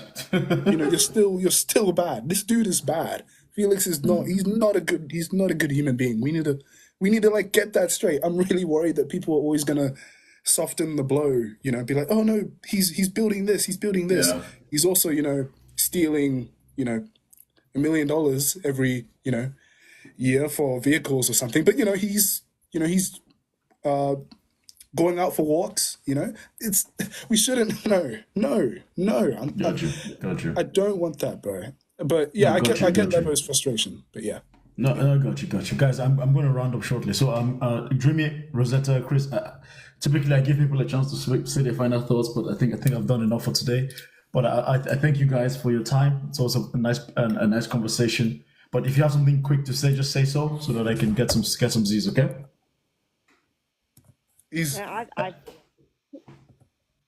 Yeah, go on. Yeah, I'll just head out. Thank you guys, but yeah, guys, I think we should just, you know, take accountability, right? Criticize and always ask questions, no matter what. Ask questions, guys, no matter what, right? No matter if it's a view you agree with, a view you don't agree with, always just ask questions. And yeah, you guys have a good one. I will. Fantastic, Dreamy. Always a pleasure. Okay, bro. Yeah. All right. Peace out, Chris. Dear, you want to say something? Final words. No, just I did, but since you're rounding up, I'll just catch you next live. But it was a pleasure talking to you. Have a good evening. You too, Chris. All right, guys. Where am I? So, guys, good conversation. I'm gonna make some more content on this, especially on the solutions and how we can get power. That's where I am. With that said, guys, these are needed conversations. Okay, these are needed conversations that we must have in the community to improve our circumstances. We cannot keep doing the same thing and expect things to get better. Guys, it's been a pleasure. Kingsley checking out. Peace out.